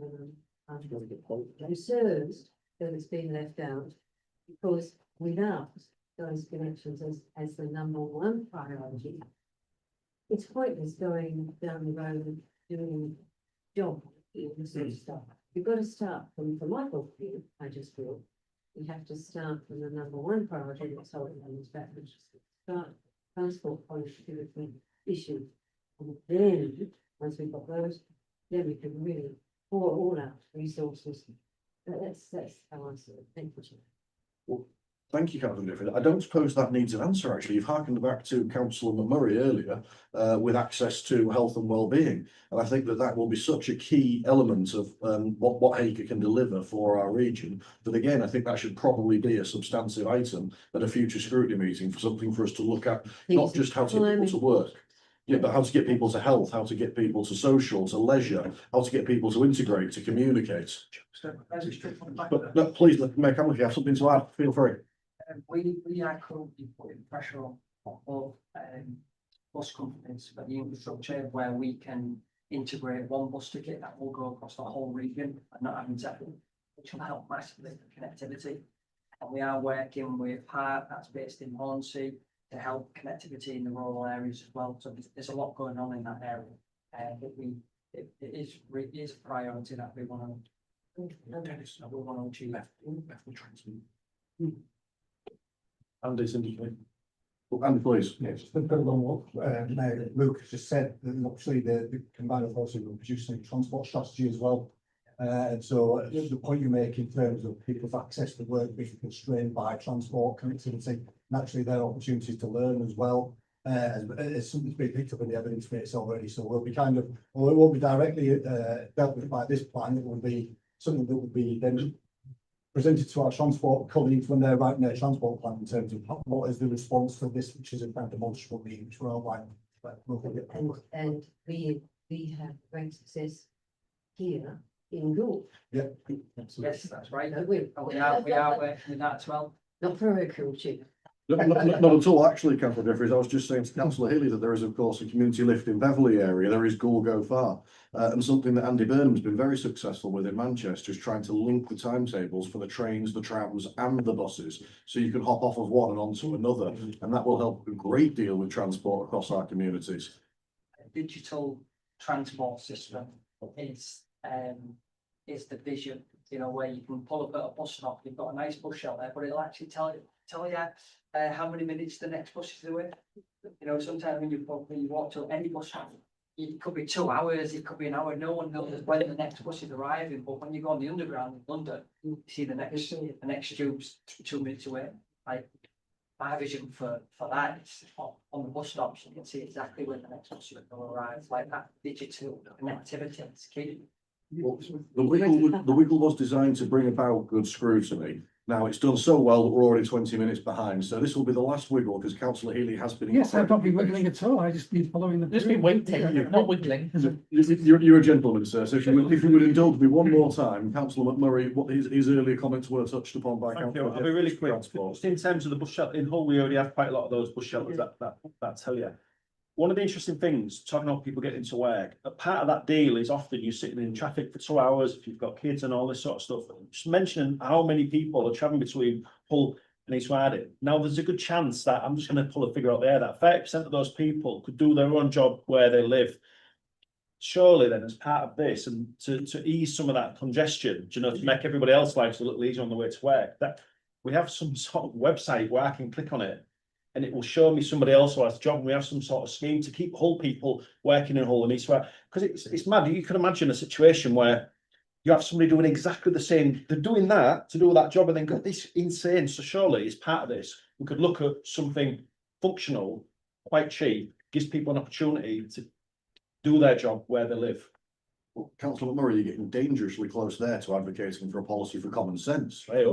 And it is worth noting that there is, for example, a provision similar to that with council houses. Isn't that common? Same as decency and courtesy, isn't it? Just but council houses, if somebody wants to downsize, whereas another family might be looking for an extra room, there is actually a council house swap website, and it could be something as simple as that. I'm a chef in East Riding, you're a chef in Hull. We live in the opposite ones.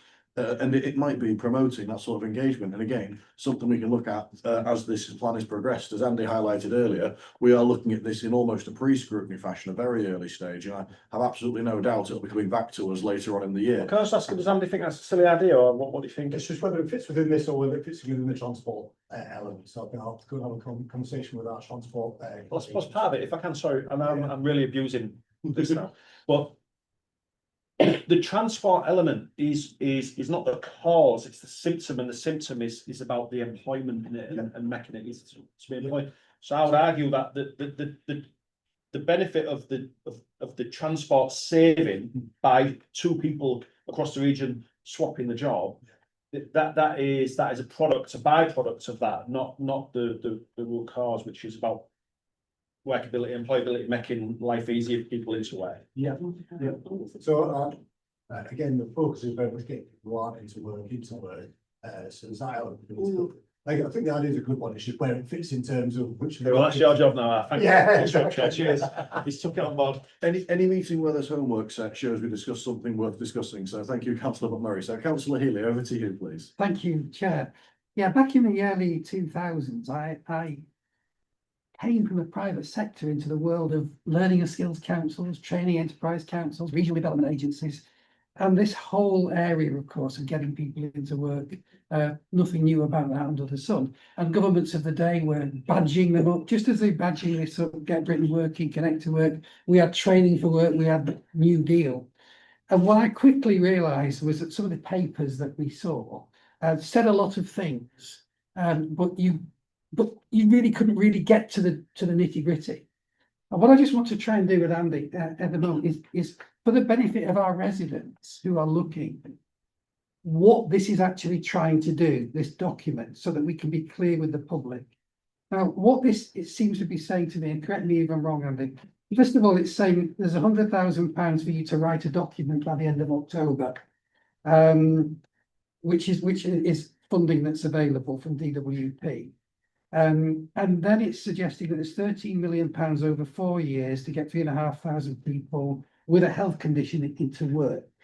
So can we just clarify that that is what this is asking us to do? And in terms of how that money's spent, and first of all, is that money coming to the combined authority? Will that be money for this combined authority to spend?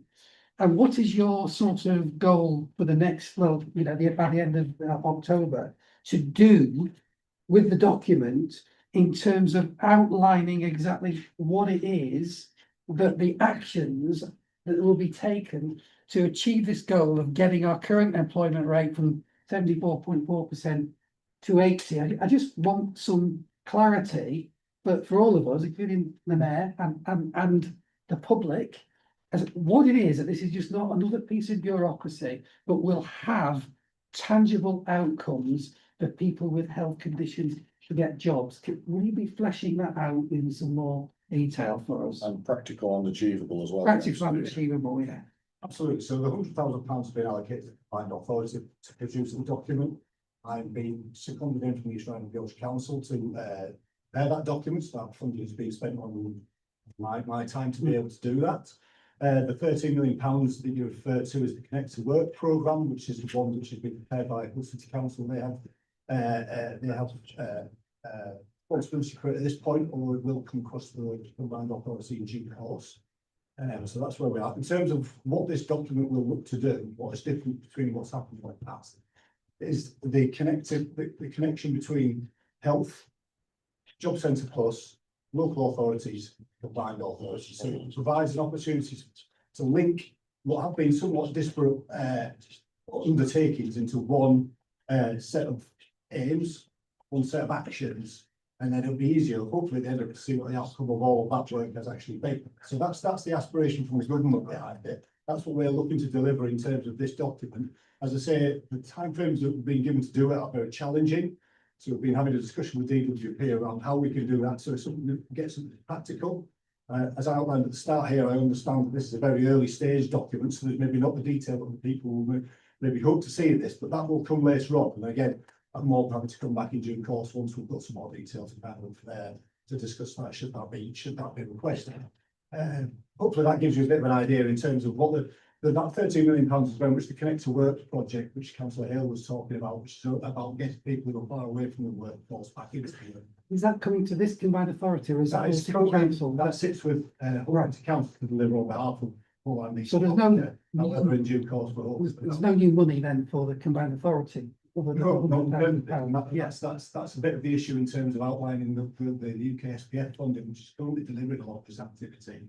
There's no clear follow on from that. Again, we've been speaking to our local authority colleagues around lobbying the government in terms of that. I'm sure the mayor will be looking to lobby the government in terms of that. What we're looking to do in this document is quantify what that looks like in terms of what's been delivered this year versus what might not be delivered next year, and what can we do to be able to kind of make sure that we're still actually moving forward with the government's agenda, bearing in mind if there is being resource coming forward. So that's something we're very much conscious of. The vibe and the feelings I'm getting from everyone is basically you keep doing the same thing and expect change. You know, if you keep doing the same thing, you're never going to expect change, and I feel like that's the concern on this. But we'll make sure that it's not the same thing, and that we are doing things differently to actually get people back into it. But I get what everyone's worry is on this, you know. You expect change, but you're doing the same thing. Yeah, it's been going around forever, and there's some great narratives and some great papers and nice words, Yeah. and sometimes it's hard to really drill down to see what is this really doing, and how are we getting people into work with health conditions, and sometimes it's that detail that's missing, and over the past, you know, it has employed generations of public servants. I was one of them, you know, and I remember sort of thinking, coming from the private sector, thinking, my goodness, what is this? They're just talking and talking all the time. And where are they actually getting to? And we've had techs, we've had learning and skills councils, we've had regional development agencies, we've had LEPs. And of course, the Mayoral Combined Authority is like the next one, except it's different because it's democratically elected and you're the person at the top. And I think there's a real opportunity to make it different this time because we've got that democratic element. Well, That's a great point.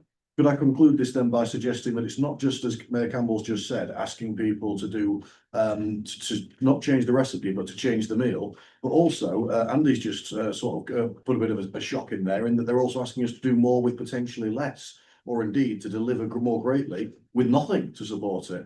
And so there's actually the provision of resources, and how is this going to be delivered? Ultimately, you can't cook a meal if there's no ingredients in the fridge.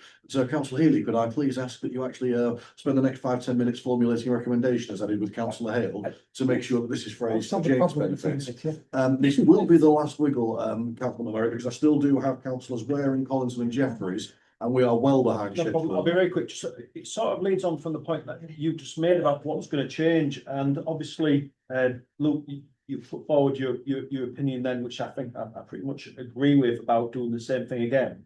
So what I'd like some reassurance on then, are we allowed to call him Luke, or is it Mayor in this meeting? Sorry. He's an ex-boxer, call him whatever you're brave enough. Oh, wait, no, sorry. It should be, yeah, anyway. Obviously, look, in terms of the situation, and it's about the impact of leadership on these things that have been going on forever. The officers are obviously coming to you, briefing you on the issue, you're having a discussion with them.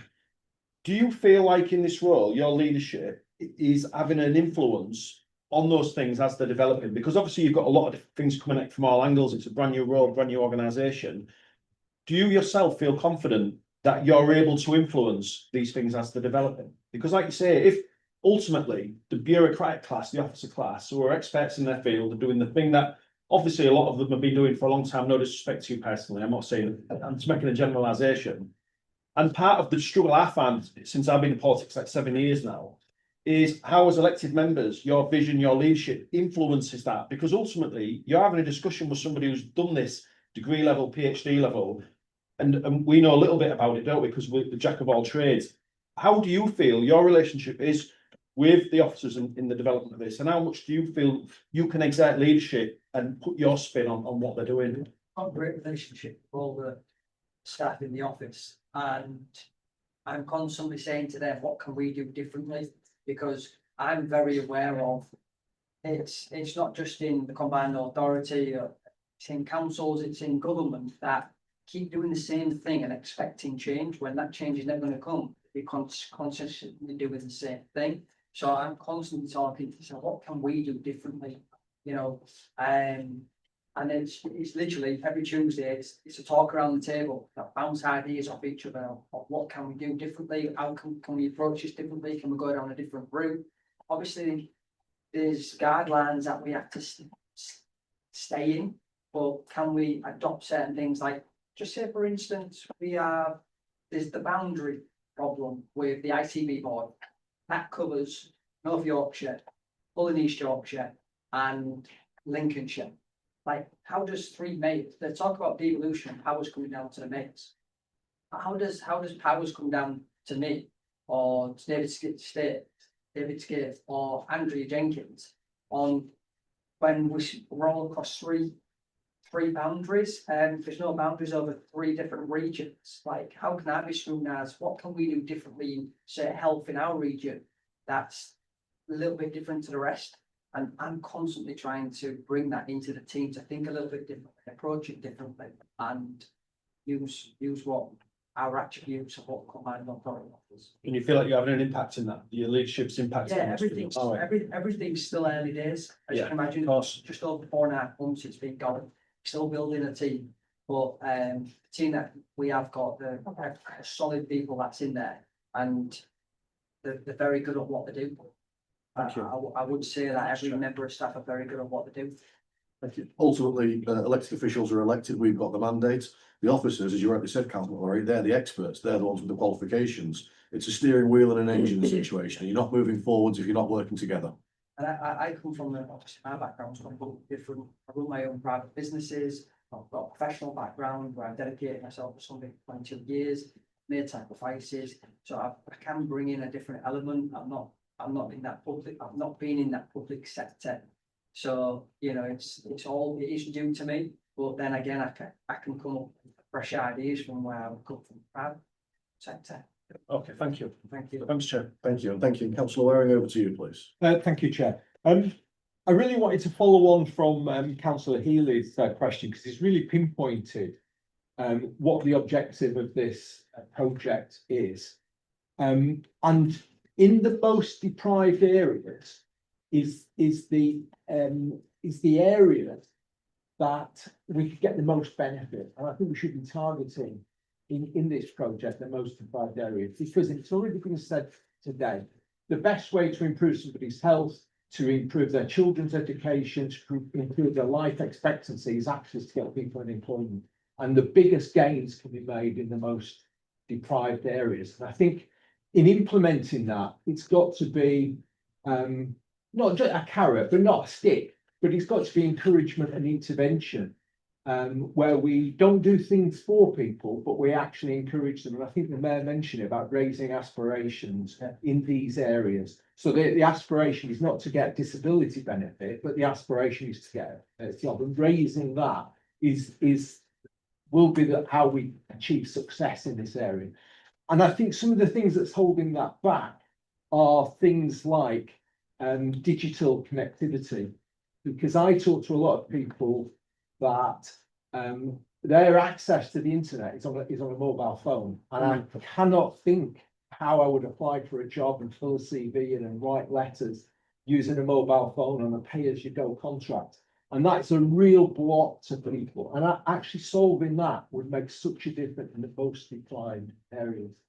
Sorry, just on that, there is, I had a good meeting with HEYCA actually. So there is, they've already tried and tested this in Manchester. Bearing in mind that Manchester is a completely different model to what East Yorkshire is, and how things work completely different there to here.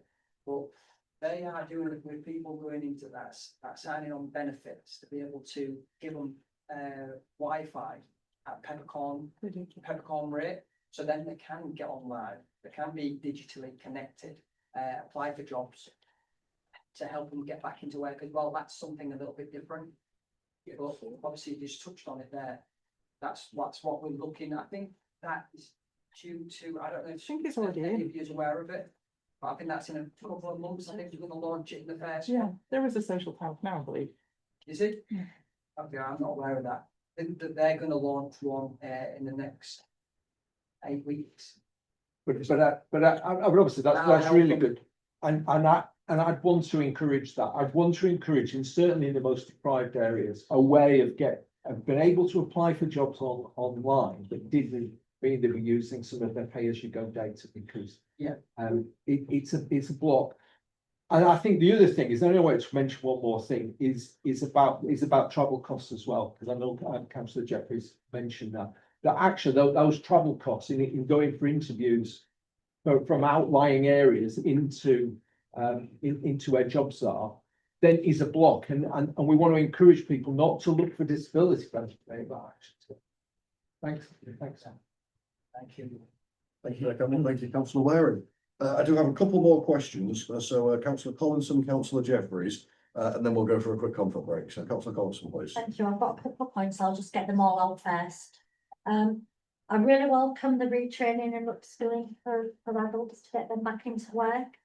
For those of us that remember YTSs and now apprenticeships, a lot of times it was used as cheap labour. Even now I'm seeing things where people have been taken off apprenticeships a year in because once they go to the next level, they cost a bit more. So I'd like to make sure that it's actually a pathway into work and not just a box ticking up exercise into training.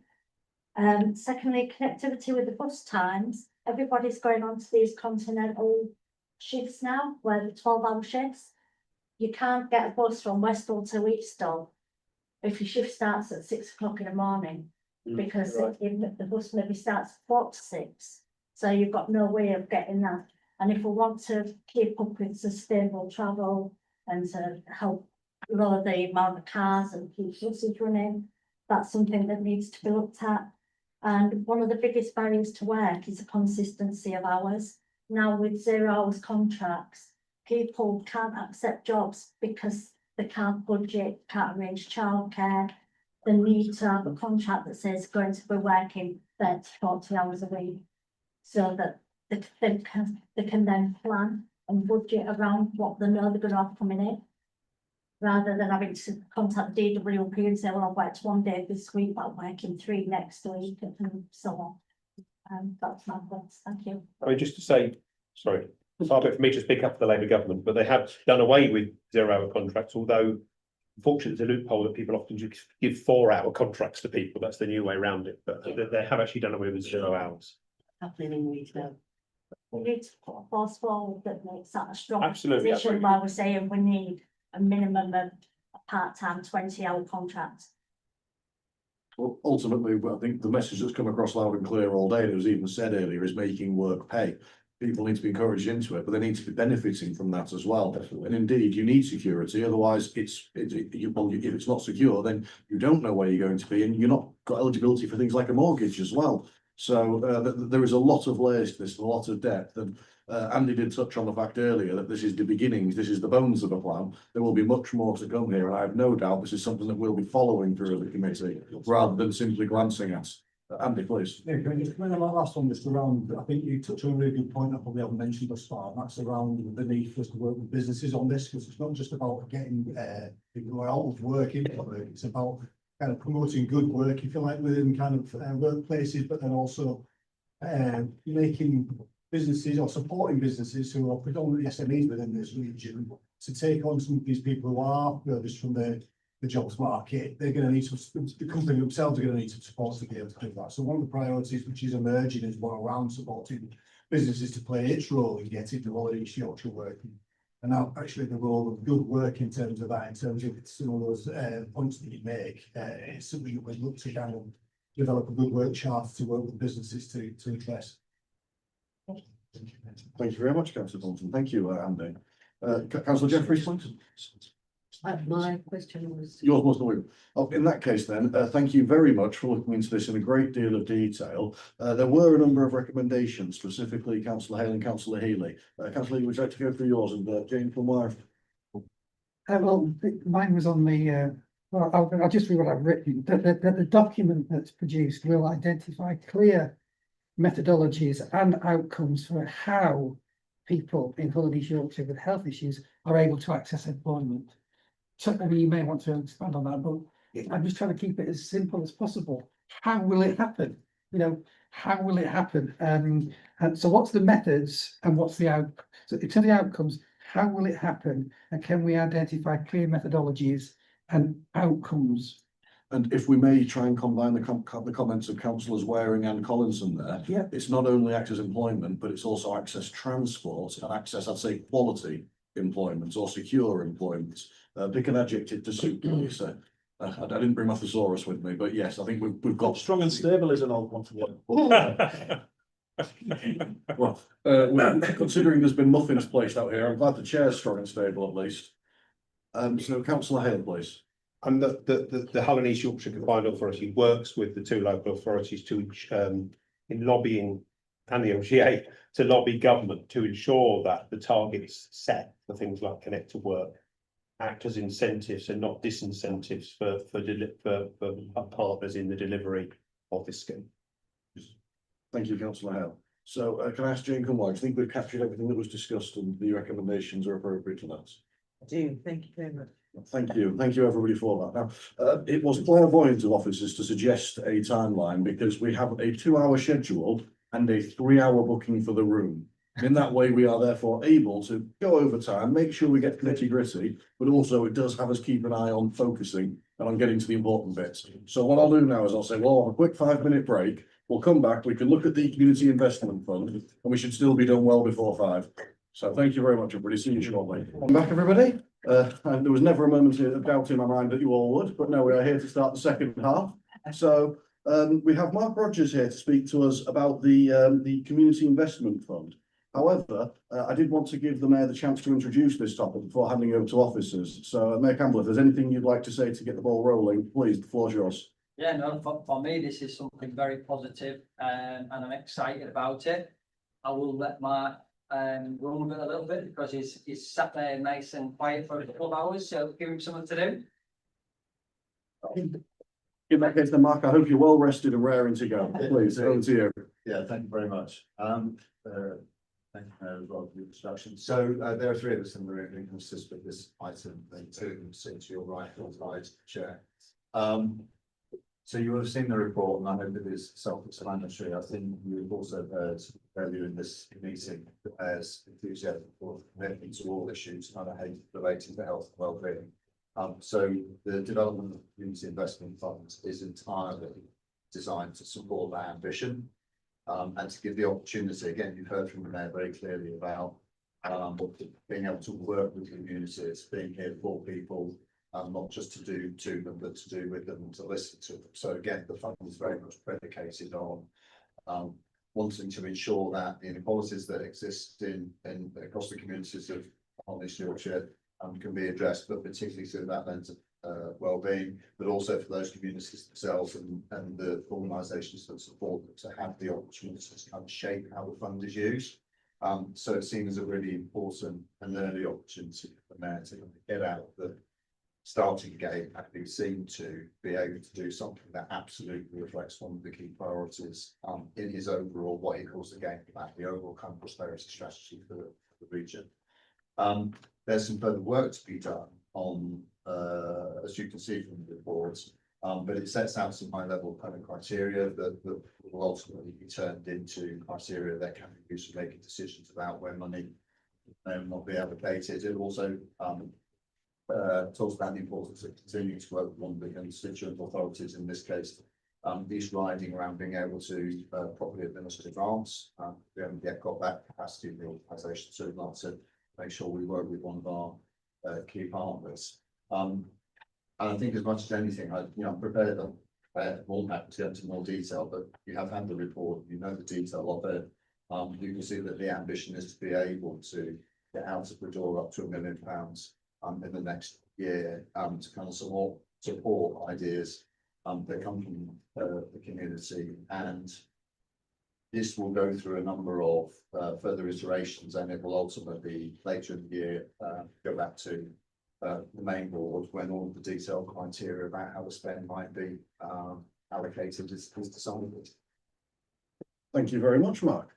And I've got people already lining up to ask questions. Councillor Estelle was first, Councillor Waring was second. Could I please ask that everybody hold their hand up while Councillor Estelle asks his question, just so that I can make sure I capture everybody. And the first comment I wanted to make before we do hand over is that something that's come across strongly today is deprivation being a key driver. And that's come across in every item we've discussed. Something else that was brought up by Councillor Bibb at an earlier juncture was isolation. And I do think that in this report, it comes across very clearly that deprived areas need that investment. They need that focus. And I would suggest, if I may please, that isolation also be considered a key driver when we do look at which areas need funding and why. And if that's something I see nods around the table, so no reason to delay. Councillor Estelle, now over to you, please. And then it was Councillor Waring, Councillor Hale. Thank you, Chair. And Mr. I think this is a really great initiative.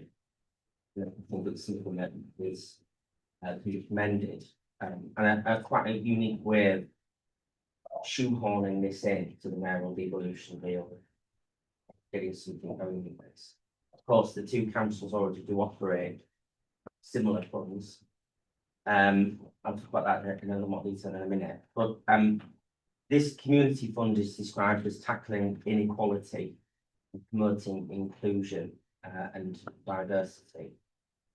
But yet, when you launched it, Mr. May, you launched it without, you invited ideas, without publishing any eligibility criteria, framework or exclusions, things that wouldn't be applicable. It's still lacking within this report as well. This report is great. I don't think it contains much detail. It's a blue sky document, it's a vision document. But if we just compare what's been announced and how it was announced to East Riding of Yorkshire Council's Do It for East Yorkshire Fund, from the outset, the council published clear guidance, eligibility rules, ineligible spend, maximum award amounts, and the outcomes expected. And residents and community groups could then apply in confidence, knowing the process was transparent and fair. People with this fund were effectively asked to pitch into the void, with no guidance on what would or wouldn't be considered. And that's why we've seen suggestions, and you've got data, I think, to grace with today, and it would be, I think we'd all like to see that data as soon as possible.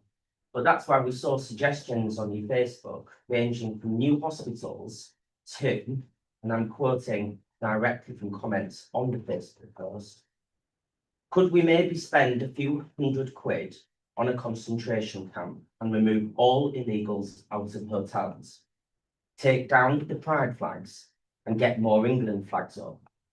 Get rid of the immigrants, the scum staying in hotels. So my question is really simple. Why did you launch this fund without any eligibility criteria when councils have already shown with Do It for East Yorkshire Fund and others how it should be done? And when will you publish proper criteria and exclusions? And will you confirm that projects promoting hostility and discrimination towards protected groups will be ruled out of this fund? I mean, that should go without saying, Councillor Aston. This is something very positive. When you say a community fund, and that what I've said in my video is, it's about improving people's communities and neighbourhoods. How can we benefit in that scope? I think there's boundaries there when it's a community fund. This is something good. This is something positive. You know, feel like you put that across like and put a bit of a downer on it. I can't control anyone's comments on what they comment on. So I do apologise for the comments, but that's out of my control. What's in my control is giving something back to local people and residents of Hull and East Yorkshire and making their communities a better place. I feel like 85% of our conversations today have been so positive and productive, and the scrutiny is actually giving us great ideas and keeping us on top of our game, and that's exactly what this is. This was launched for ideas of how do you feel we can benefit your community, your neighbourhood. How can we make that a better place? Obviously, you're going to get comments from all sorts of nonsense, but we've also had 700 comments and applications, and 65% of them, probably more, out of that 700, are unbelievable ideas, questions, and things that we can get involved in as a combined authority to make it a better place. I'm happy to share some data with you. I mean, the biggest concern and what people mainly want to see is for youth and children. There's a very strong demand for young people and children in sports, parks and community centres. That was number one. And that's sort of my background, that's where I come from, you know. I was born to, I went into the sport of boxing. When I walk through a door, I'll hold it for the next person following me. It's about manners, it's about when that bell goes, everybody's equal and you just do your best. So that's the thing. And I've always been involved in the community from in the age of 13 when I started, but actually age 11 when I started playing rugby for Westfield. So that's the strongest one. And funny enough, the second one was transport and access. That was the second priority of people's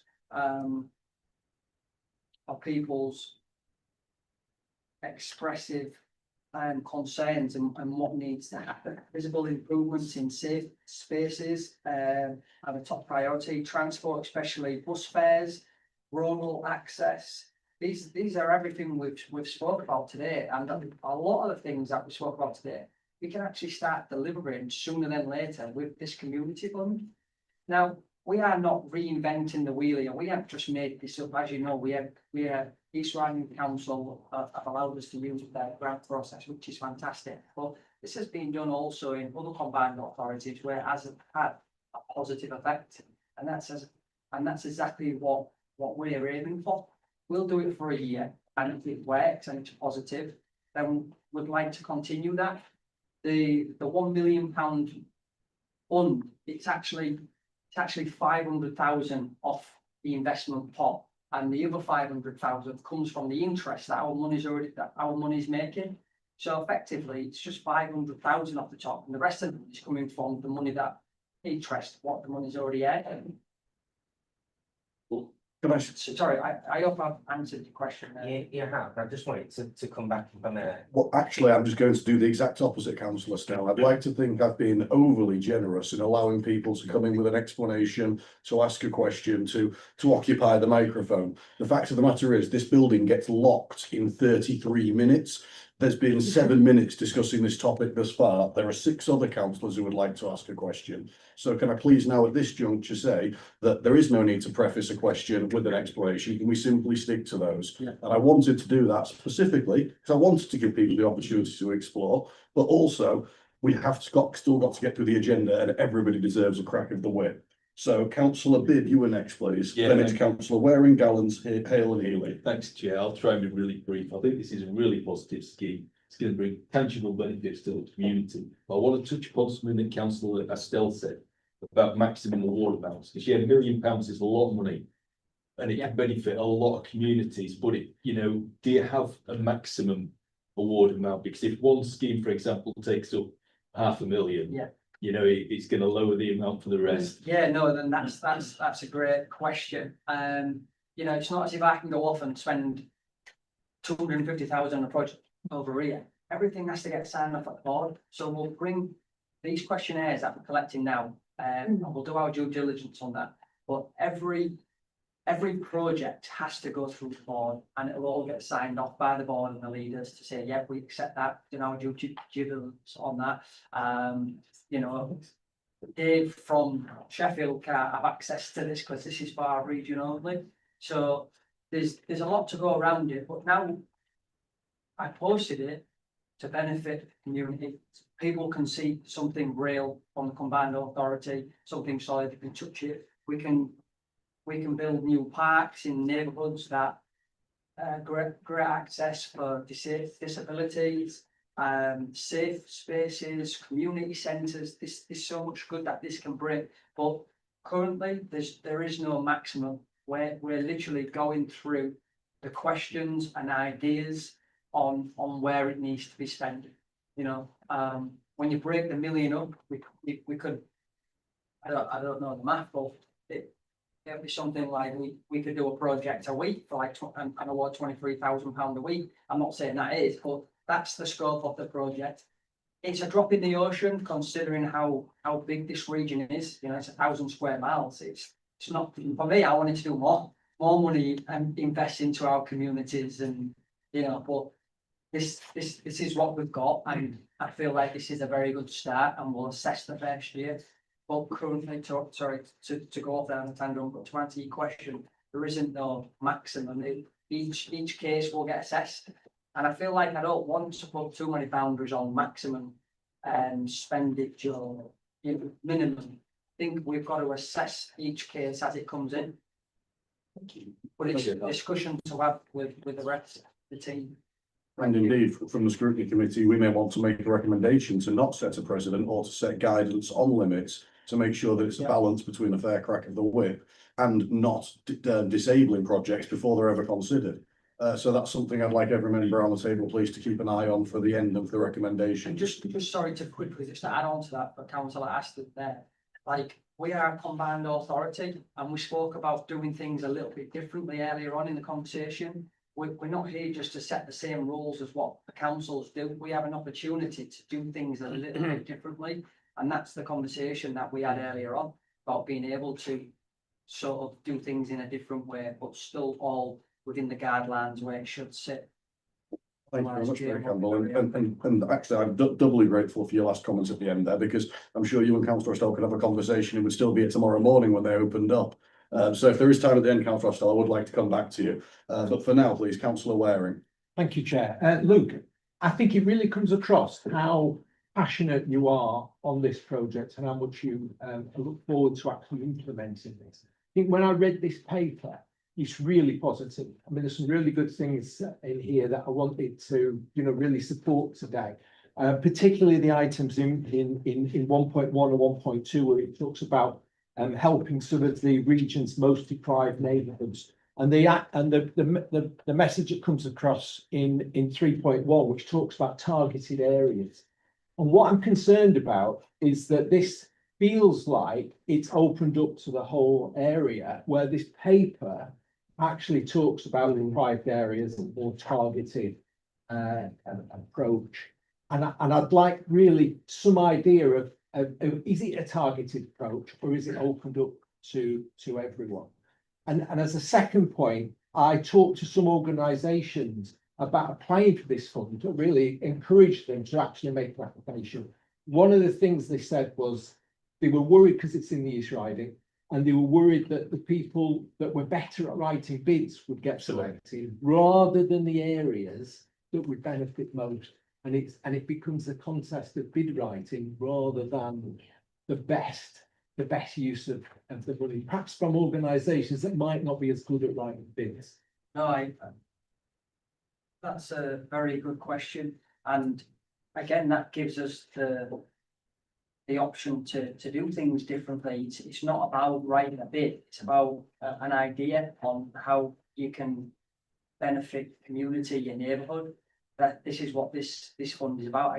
Again, I will go back, we're not inventing anything new here. These have already been done and they've already been a positive impact on what's happening with grants like this. It's not about bid writing, it's about ideas, and that's why I launched the survey to collect ideas on what you want to see in your neighbourhood and community. And then we'll assess everyone as it goes through. Does that answer that? Yeah, thank you. Thank you, Councillor Waring. Thank you, Mayor Campbell. Next is Councillor Gowan, please. Thanks, Chair. I think like everybody else, I think this is a really positive contribution there. And there are lots of other organisations offering small grants. East Riding has Do It for East Yorkshire. I'm personally involved with Yorkshire Energy Park and their annual fund, and the wind farm, South Community Funds. And they can often make quite small grants, maybe £300 or £400 to get a youth football team, a new kit or whatever. Small, but means a lot to the community teams involved and so on. But this, I mean, in the paper it says one of the key things will be how impactful the projects could be. And when it comes to the evaluation, I mean, I think it's key then that you don't focus on doing, thousands of projects at a couple of £100 each. If you really want to make impact, an impact that the community notices, it would be better to deliver, 20 projects at 20,000 each or something. So I would say, just in terms of being able to track and evaluate them, you'd be better off doing fewer projects with bigger budgets rather than £1,000 here and £1,000 there. If you want to deliver impact that communities can see, So just my view as opposed to a question, but there you Yeah, go. no, thank you. That's why we haven't writ the guidelines in on minimum grants, maximum grants, because it gives us the opportunity to see all the queries on what people want and what people want to see. So no, I agree with you. We do want to make an impact, and giving out a couple of £100 here and there, yes, it's good, and we might be in a position to be able to do. But there are other people doing that anyway, Yeah, but so. there is people do doing the that, big yeah, things. so can we look at it as something different and, you know? Thanks, mate. It's worth noting that there are town and parish councils in the East Riding that do have that exact provision, but it's obviously not the same in Hull. And so there will- I was going to say there will have to be some recognition that there is replication, but not necessarily duplication. Yeah. And so one for the board. So thank you, councillor Glance. Councillor Hale, please.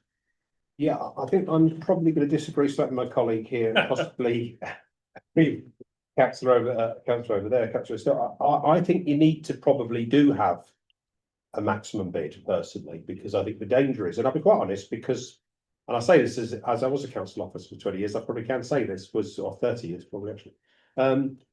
Often officers would rather just give it out to a few, because it's the paperwork's a lot easier if you just give it out to 2 or 3 than if you give it out to loads of, because the administration, that's the reality.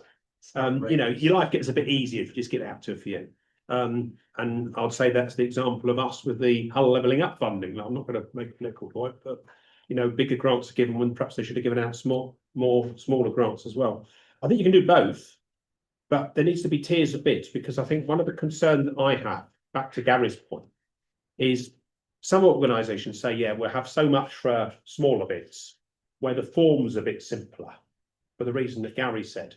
And perhaps you could have a slightly more detailed process where for the slightly bigger bids, because otherwise you do get and I've made one declaration that I'm trustee of Goodwin. I'm also trustee of my local community centre, which is in the poorest ward where near where your grandma used to live, you know, on Bean Street.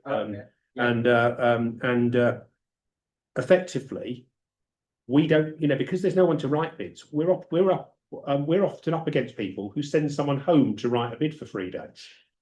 Where obviously the community centre writes a bid if it's someone's doing it in their spare time after hours for 2 hours. And if it takes more than 4 hours to fill a bid in, we probably ain't got time to do it, because we've all got other jobs and we've got things to do. So actually some of those smaller groups just can't fill a form in if it's more than sort of 6 or 7 pages, but there's professional groups who employ people to just do that. And that's what Gary said. So they get all the money. So even within, say, Hull, there's a sort of unfair. So the small little church group, you know, the mother and toddler group at the church can't get the money. So all I would say was, if there's a way of making a simplified process for smaller bids and making sure that they get a look in, that would help. I mean, you know, and I would say a couple of things which always fills me with fear. Local authorities deal with what we call capital and revenue, which is painful because the real world doesn't understand that. But it depends on whether this is capital or revenue. And I'm not being clear which it is, because often the public don't understand, and they bid into a capital pot for revenue, and then they waste their time. So I think if it can only be used for certain things, I think probably it needs to be explained before people apply and waste a lot of time doing so. And if it's a bit mixture of both, I think it needs to say what sort of things it can pay for. Can it pay for a minibus? Can it pay for a member of staff? I think people just need to be clearer in the outset. I mean, you know, for example, we in the ward I represent, we took 300 kids from Thornton Estate to the seaside. Most of them have never been to seaside, and families in the summer. And that cost a couple of £1,000, made a huge difference. But we did that out of the local funds, because if the groups that had gone wouldn't have been able to probably work out how to apply for the funding. So we got them there because, and I think it's really important that it's inclusive. I do also think that, back to Gary's point, £1 million sounds a lot of money, but it isn't a lot of money. So I would say that please make sure it goes to smaller and bigger bids, not just one or the other. Thank you. Well, could I come in here at this juncture? Because as I say, I like to focus on outcomes, and recommendations indeed are our product of the scrutiny committee. So could the first thing that's become clear here, that the board needs to determine how they will measure impact, specifically to ensure it doesn't overly weight decisions towards only either smaller or larger. we are not the decision makers here. We are here to advise the decision makers. There is a difference of opinion around this table. Should it be bigger? Should it be smaller? The board needs to make that decision. And as that Councillor Hales just said, it needs to be clear. What is the impact it wants to have? How will it measure impact in terms of looking at bids? What will be given more weight? What will not be? And can again that be made clear in the application process? And is it, because there's also just butt in chair and say, is it capital or revenue?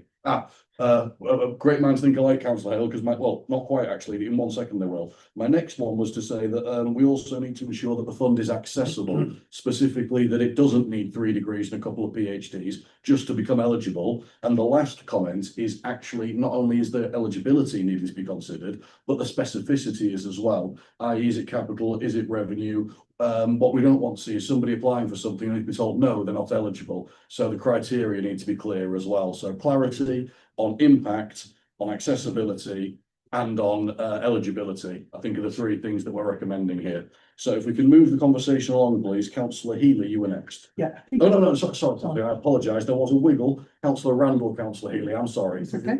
Sorry, Councillor Dennis. And we've got 3 more. It's just a really quick comment. I mean, my daughter writes bids. That's what she does as part of her leisure time. There are a number of organisations, for example, the Police and Crime Commissioner, who have funding pots that you can bid into. And as Councillor Hale has said, you have different types of bids that you can put in. So he has small bids, which are a couple of £100. He has bids of a couple of £1,000. And he has bids that you can put into for up to £25,000, depending on what it is you're looking for. And so therefore, it is very clear that if you just want that football kit, you can do it. If you want to totally replace your security system, you can bid in for that. And I think if you had that within the report, or you'd said, I've looked at this, and I mean, you know, it is a very good system that they have. And I would suggest, and I would recommend that as you develop yours, you actually have a look at what Jonathan's doing at the Police and Crime Commission with regards to his community safety, that local groups can bid into, because it's a really, they've ironed all the wrinkles out. And we go back to why we invent the wheel. If somebody's got the wheel invented and you can just magpie it, why not? Imitation is a serious form of flattery. So the 4th recommendation there would be categorisation as well. Thank you, Councillor Randall. Councillor Healy, please. Yeah, this question is more about process and is probably more directed at officers than Luke, although I'll just commend you on what you do, your ambition for the region, Luke. But what I want to just ask officers is, this is not a key decision. As it says at 4.4, the decision has been taken by the mayor exercising the mayoral general function. It is not a key decision. And Luke said everything has to be signed off by the board. And normally with pre-scrutiny, this would be a paper that's going to the mayoral combined authority to effectively make the decision to set this up. But it's already been announced, it's already been set up in a way. So in a sense, you know, the rest of the mayoral combined authority, the other 4 people on it, don't have a say. This has been set up already. I just think it would be probably, it would have a much better look if this had been brought as a key decision for the 5 of the members to make, because it would have given it the credibility. Because what's happening at the moment is the mayor set it up and the mayor's made a decision, but because it's below £1 million, he's allowed to do that. I just think it would be better looking and more transparent if this kind of thing could be done in a way that we're pre-scrutinising something that's going to the mayoral combined authority at its next meeting. I just wonder whether you have a view on that, Mark, as to whether that's something that should happen in the future, really, because it kind of undermines us a little bit. Sorry, Councillor Hill, I'm just. Sure, yeah. Yeah, obviously, yes, that is in our combined authority constitution, where the mayor does have the right up to £1 million. But I did speak with the 2 chief execs of the councils and the leaders before I announced anything, a week before the meeting. So just doing enlighten you all, I did speak to the chief execs and the Anne Hanley, Mike Ross, that I was Yeah. setting this community fund up, so they knew about it. Yeah, that's good Yeah. to know that. It just gives it more credibility for you, I think. If this is seen to be done like where they're saying it publicly at the meeting and resolving that this is something that they all want to do. Because rather than sort of letting you, it almost appears as though you take the initiative. I understand that, but I think it would have given it a bit more credibility in the process of, the process had been addressed, whereby we're pre-scrutinising something, we say it's really good. Our recommendation is that it goes, our recommendation would be that for the Mayoral Combined Authority to approve this. So I know this is all kind of new to you, this kind of procedures of councils and stuff. And sometimes that stuff gets in the way of really doing good stuff. And I don't want it to. Could I just interject here, James, because there's still 2 more questions to come. Sorry. And we have 6 minutes. So what I would simply state is that the wheels of bureaucracy don't turn slowly, they turn backwards. And striking the balance between getting on with the job and making things appear as you'd like to see them is an impossibility. So can I bring in Julian, please, at this juncture, and Mark, if you've got any comments. It is just worth highlighting, there is a paper on this at the next board in 26th. So this will be coming to the 26th of September meeting of the board, and ultimately therefore our November meeting, we can look at what the discussions that are held there as well. Should that paper not be here? Sorry? You're all welcome to come to the board. Sorry, councillor. Sorry, councillor. It's this paper that's going. So councillor. But it's already launched. But it's already done. So why is it going to the board even? Because, you know what I'm saying? I know it's going to the board, but it's not a key decision because it's already kind of decided. I would say that the mayor's invited ideas, but the actual principles of the fund haven't been established yet, and that's what we're to. Chair, I surely we wanted to go to the board. We wanted to go to the board with our helpful suggestions so that it could help craft or support the way it's implemented. And indeed with feedback from the public, so that they're discussing the tangible, not the hypothetical.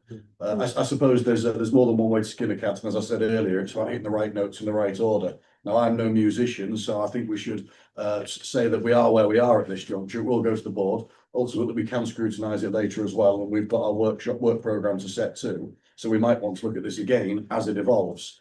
So at this point, as I say, running out of time, I'll have to move on. So Councillor Estelle, you have 15 seconds, otherwise Councillor Robertson will not get a chance. Fantastic. In that case, Councillor Robinson, please. Thank you.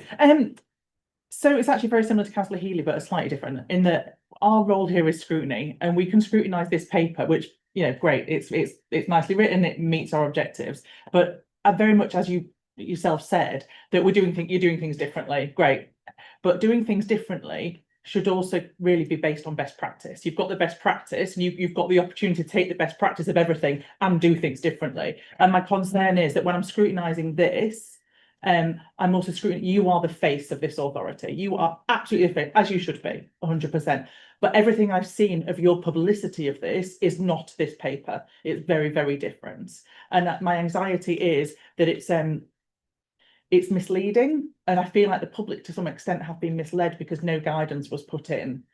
And that to me feels somewhat disingenuous. I'm not saying the principle behind it isn't correct, because everything in this paper is great. Like, it's a really good idea. It's absolutely right that it's linked in this way, but it just wasn't portrayed in that way. And I just want to be sure that the reputation of this new authority is strengthened to begin with. And I'm worried that this could, the way it's being done rather than what is being done, could be seen not to be.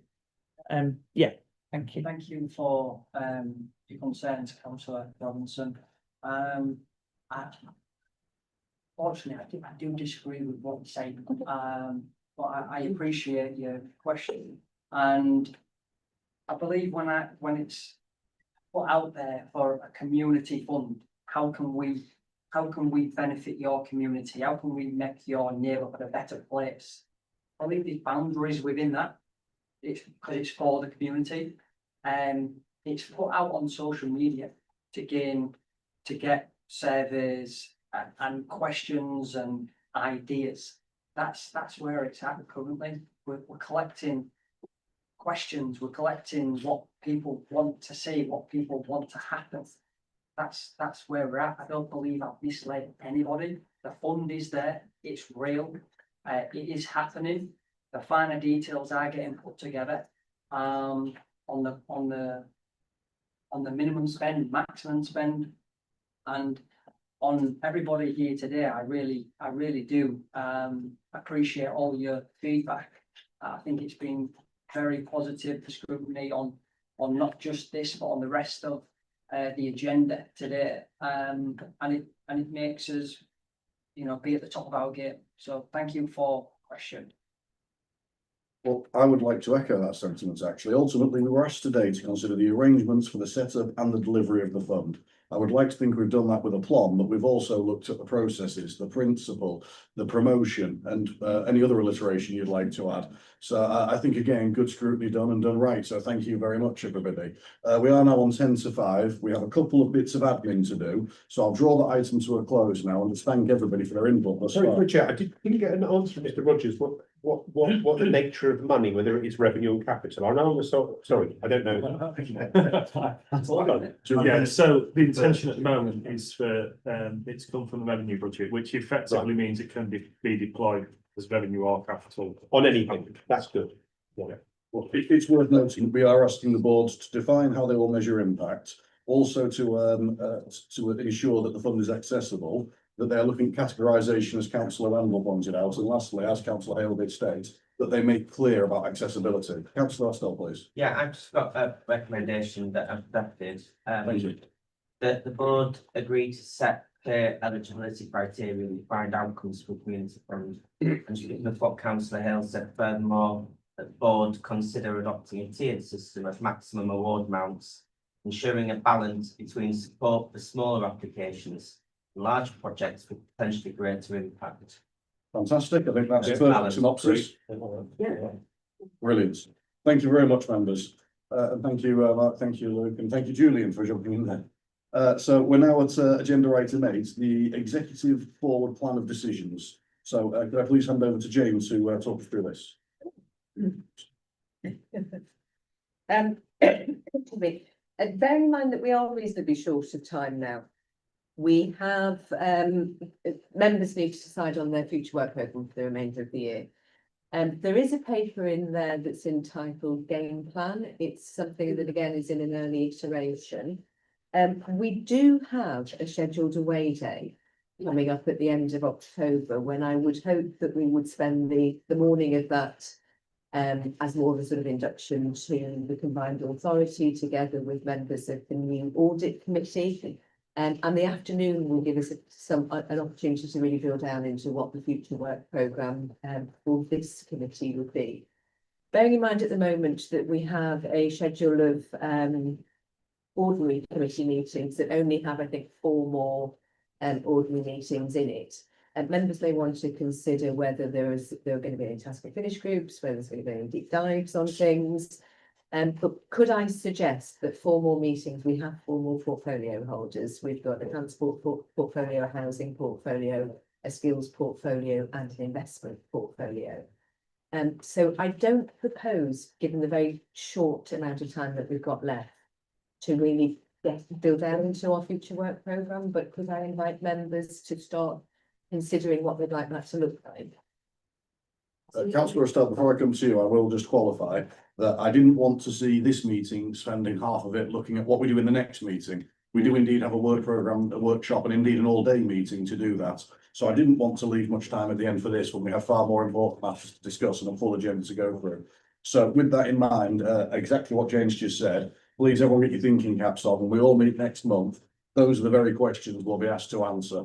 Similarly, I will start that meeting by pointing out that we crammed 3 agenda items into this. Do we want to go down that route again? Would we like to see more coverage of less topics? That's something else I'd like everybody to consider. And also the amount of explanation versus the amount of question versus the amount of answer provided. Are we looking at the right balance there? I've let this one be a very free-flowing meeting to see how the penny, how it all lay. And ultimately, we will need to decide how we want to do that moving forward. So, Councillor Estelle, please. Mark, Councillor Randall. Thank you. And it was just something that I've read in the document, which is on page 21 of our page 21 of the agenda pack. It outlines a key decision, and it just seems to contradict ever so slightly from the advice that we've received previously. which was that key decisions were over £1 million. But in here it says the definition of a key decision is outlined in our constitution. And it says, it's meaning a decision which is A, likely to result in the combined authority or the mayor spending or saving a significant amount, compared with the budget for the service or function the decision relates to, which is currently £1 million. And then it goes on to say that, however, a decision which results in a significant amount spent or saved will not generally be a key decision if that amount is less than £1 million. We've just spent an hour talking about something that's a non-key decision, which is for £1 million. And I just want to clarify whether it's for less than £1 million, at £1 million, or more than £1 million. If the fund is £999,999, 99 pence, then fair enough, it's less than £1 million. But you know what I mean? It's a million less, just to answer that question, it's 1 million and less. But that's not Maximum 1 million. well, to be fair, Mr. Mayor, that's not what it says in the document that we've got in front of us. You missed that. The report outlines the fund of up to £1 million. Sorry, it should be up to and including. Ultimately, at the end of a 3-hour meeting, we are now literally debating the pennies. So let it not be said that we do not dive into the No, detail. It is, to be fair, Chair, it was an important point before this meeting. And it was just when, you know, and Jane is nodding head, but it was something that we have asked advice on, and it obviously a typo in this agenda, I'm guessing. Up to and including £1 million, and if that can please be qualified. Can I just jump in on the back of that, Councillor Lass? Thank you for that. And could I just clarify something for you as well, that Julie, could you clarify this, that the fund does exist?